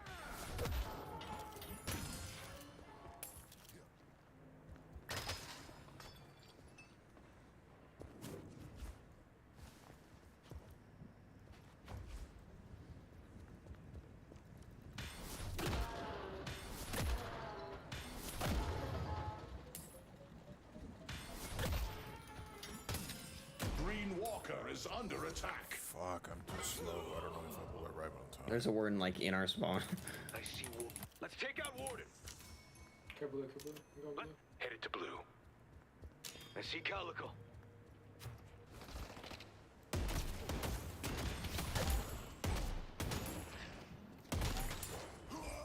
Thank you for avenging me.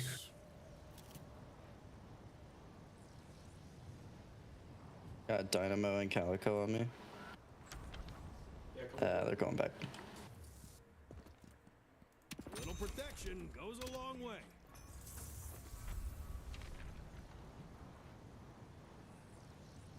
Calico's mid. Inside of like. Do you want to group blue? Try to take boxes. Blue Walker. Yeah, it's. I'm gonna buy one.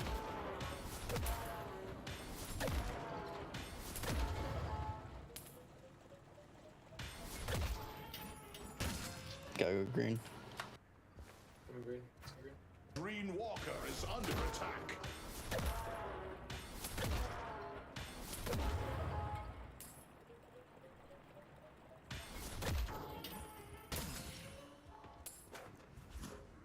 Calico's in Metro, I think. Yeah, she's in Metro. Big shit's up. Platform's so broken, bro. Blue, blue, blue. Blue, blue. Take him down!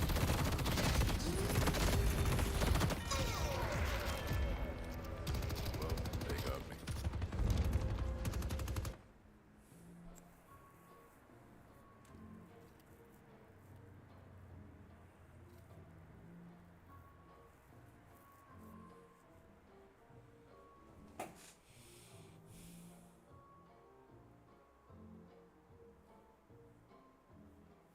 Let's push through blue.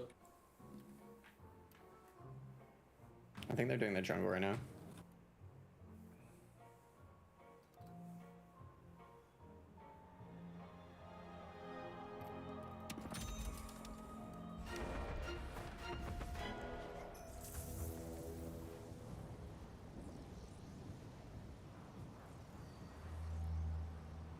Bridge buff's active.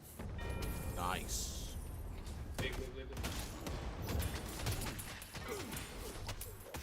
There's one flank, just back. Oh, nice.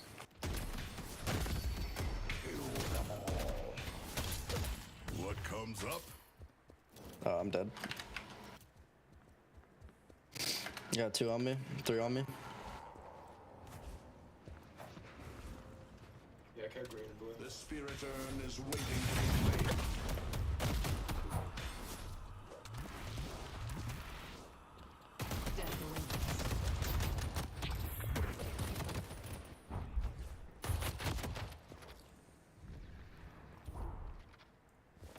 They're pushing blue. Our blue walker I have is Haze under here attack. trying to kill me. Nice.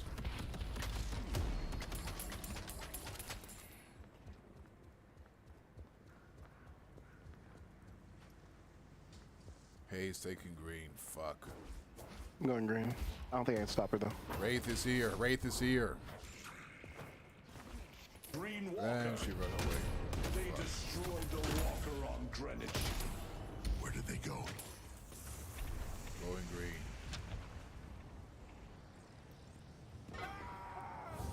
You're looking to survive. You came to the right place. Yes, Vindicta.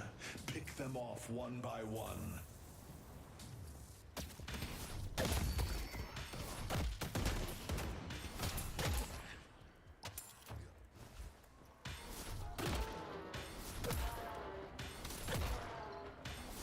That's scary.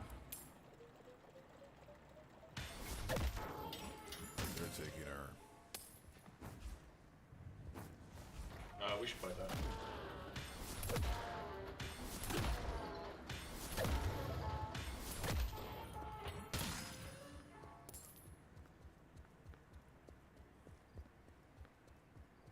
The urn has been dropped.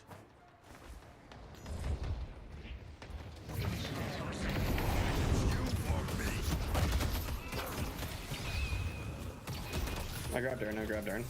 Let's walk towards Zorn. Get it. Calico slow. Ah, crap. It's my soul devil.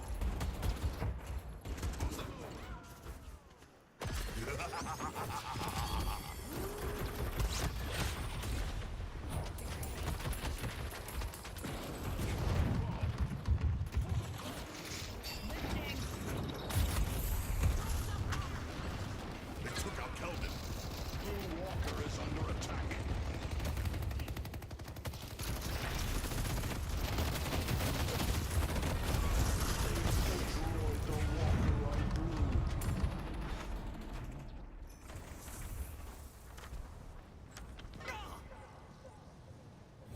You'll be the last one standing. Fuck, these snowballs are deadly. I don't know how to handle them. I need all the armor I can get.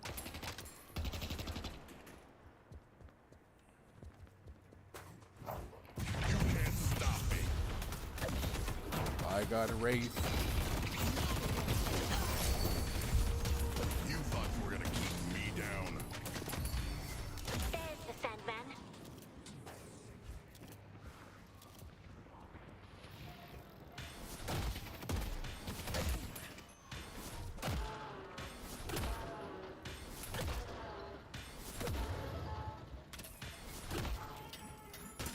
Ah, crap. Killing Dynamo is gonna be a pain in the ass now. Oh, I don't think I have enough DPS.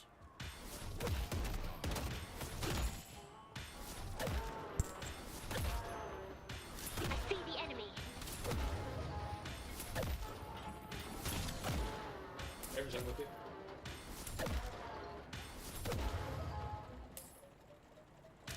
Look out the warden.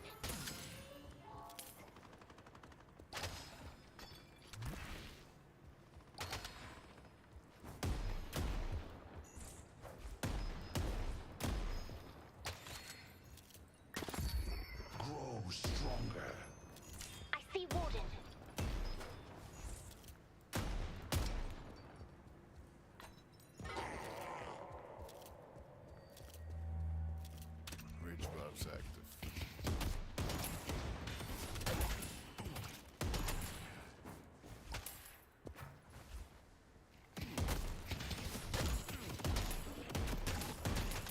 Going blue.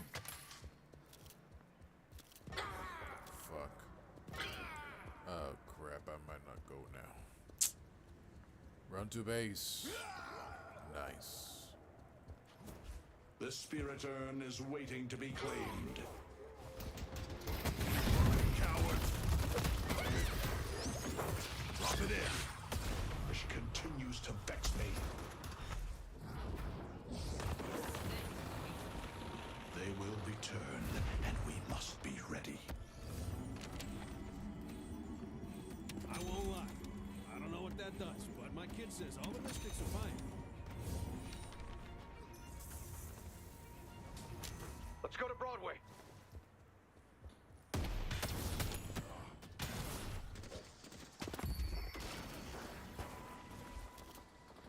They want to kill me. They're gonna have to work for it.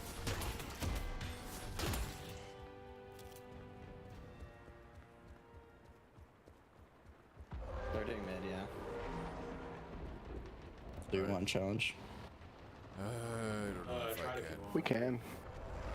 I might get there late. Oh, don't. Yeah, target. Yeah, it's not worth it anymore. Yeah, turtle.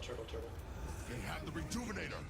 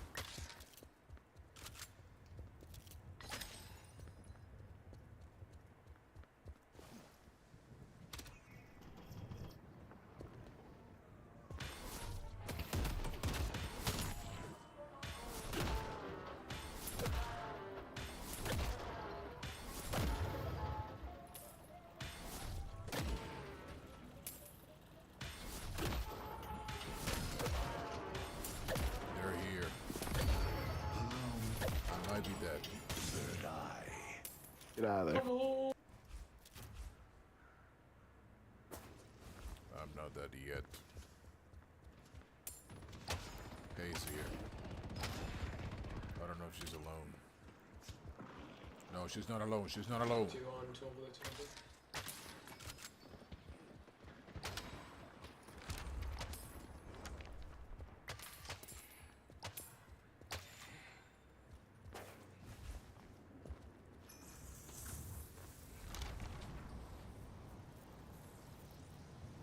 Hope you win whatever fight you're about to start.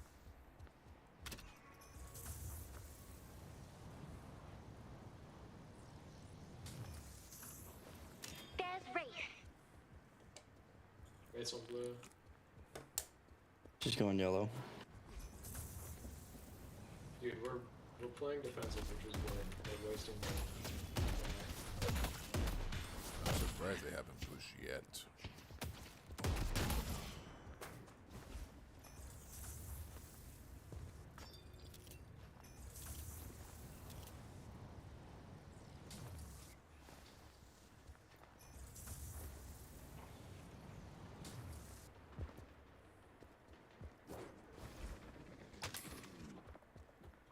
I think they're grouped outside blue, okay? Wraith here. Wraith's up top.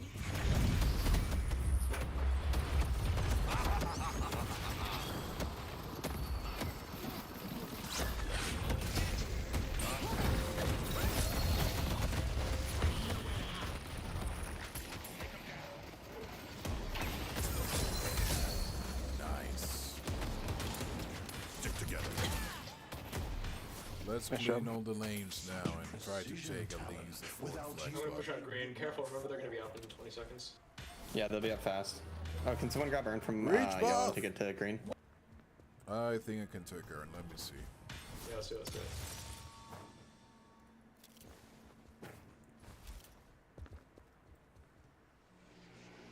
Thanks for the pickup.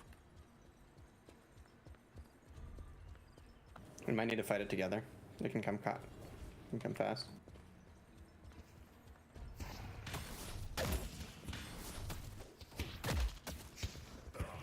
You okay? They're here. No, they're here. They're looking for my ass. They're behind me. They took the bridge buff. Headed to Greenwich. And they're shooting at my ass. Dynamo has ult. Nice, thank you.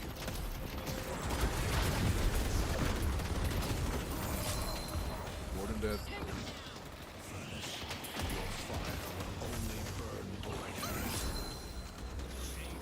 Mirage here. There's no escaping me.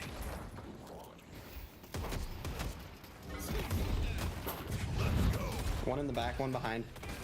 Calco behind.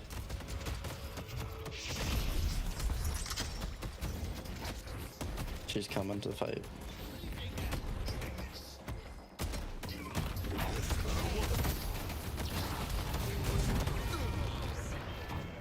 Fuck. That's what I was afraid of. Killing Dynamo is a pain in the ass.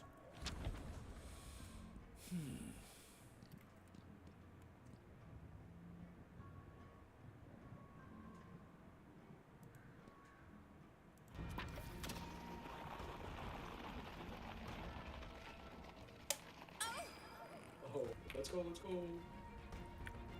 I'm 20 health. Clean lane. Let's avoid any more snowballs if we can. Yeah. Let's push our shit out.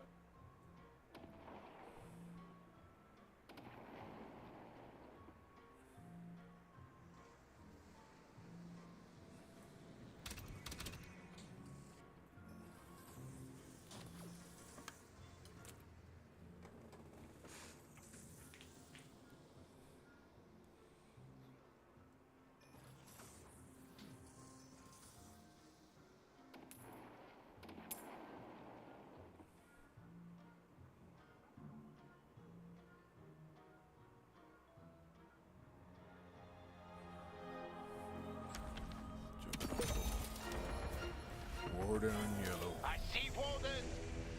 I don't know if he's alone.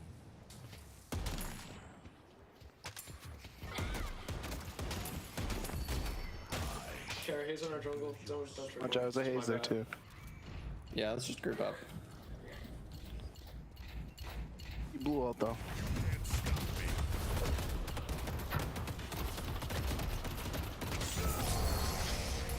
Take a nap, kid.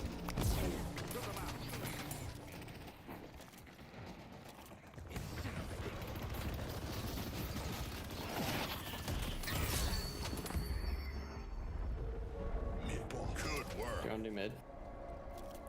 It's 5v4, okay? I don't know if we can now. Dynamo now has ult. Sadly. Dynamo's up. I'm We gonna can steal bait their it. camps. We can bait it. I think trying to He didn't take a fight, yeah. We can just get a half, go back up, and then kill whoever's there. I'm down. Mirage is here, but I am. Yeah, group up. Mid. Go. I'm gonna see if I can. Dynamo's here distract already. them. Dynamo's here already. Let's kill him. He's up top. He's up top. Jump. I see Dynamo. He's in the boxer.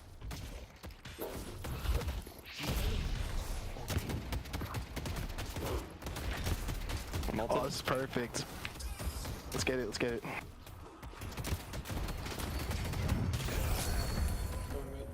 I'm distracting them.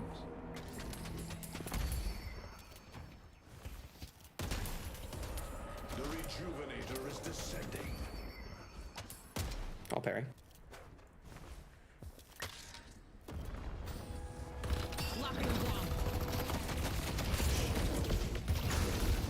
Let's start getting some base turrets. Yeah, let's group up. Don't do what they did.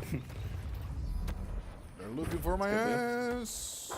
Coming blue.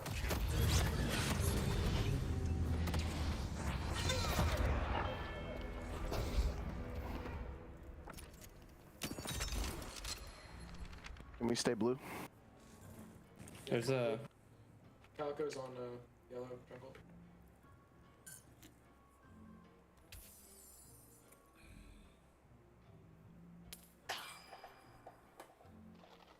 Nice. Holy fuck. Yeah, Calico can get every box. What a bag. It's crazy. That is hilarious to me. They only have one shrine left.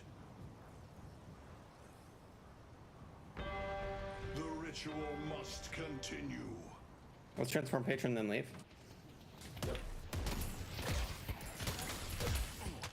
He's ulting in. Get out. To complete the ritual.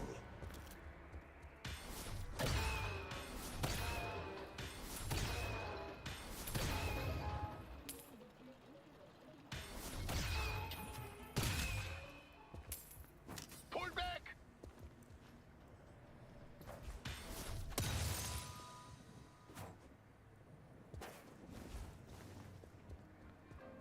Honestly, we still have 5 rejues. We might as well push the issue. You need more protection. You know where to find me. I say yes. Even if I don't have reach. Yeah, we still have half on the reju. We should just regroup and push the issue. Yeah, let's do it. Let's regroup, yeah. Let's pick up his hands. They're throwing, guys. They're throwing. Get over here. Keep trying, kid. That's ideal. Let's win. Yeah. Don't bother chasing. Just.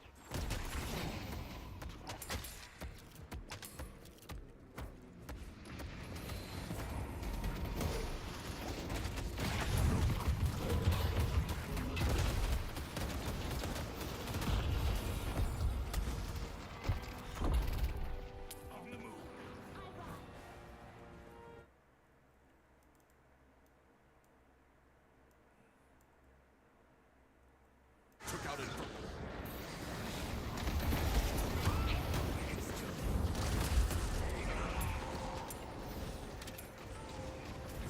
We're 3 dead. We're 3 dead.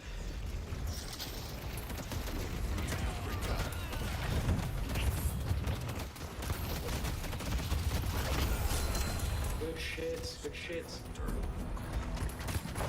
Abrams wastes their time as much as they can. We've got rejuve, so we're chilling. I feel what are they looking for me?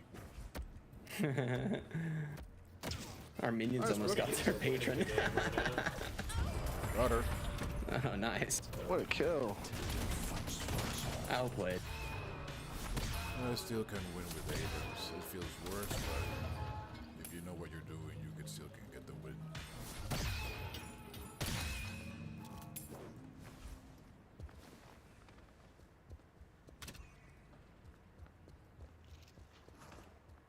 Let's group you up. We're in yellow.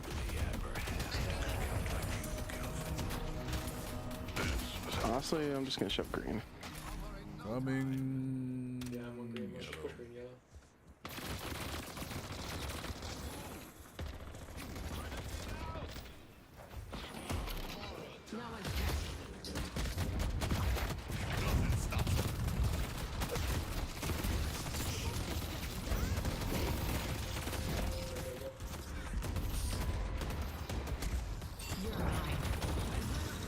Thank you. Oh no.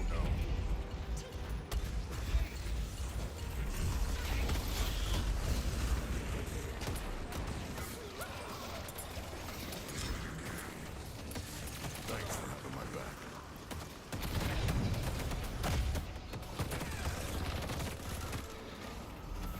Let's win. Win, just concentrate. Yeah, shoot patron, shoot patron. Good game. It's time for you to be rewarded.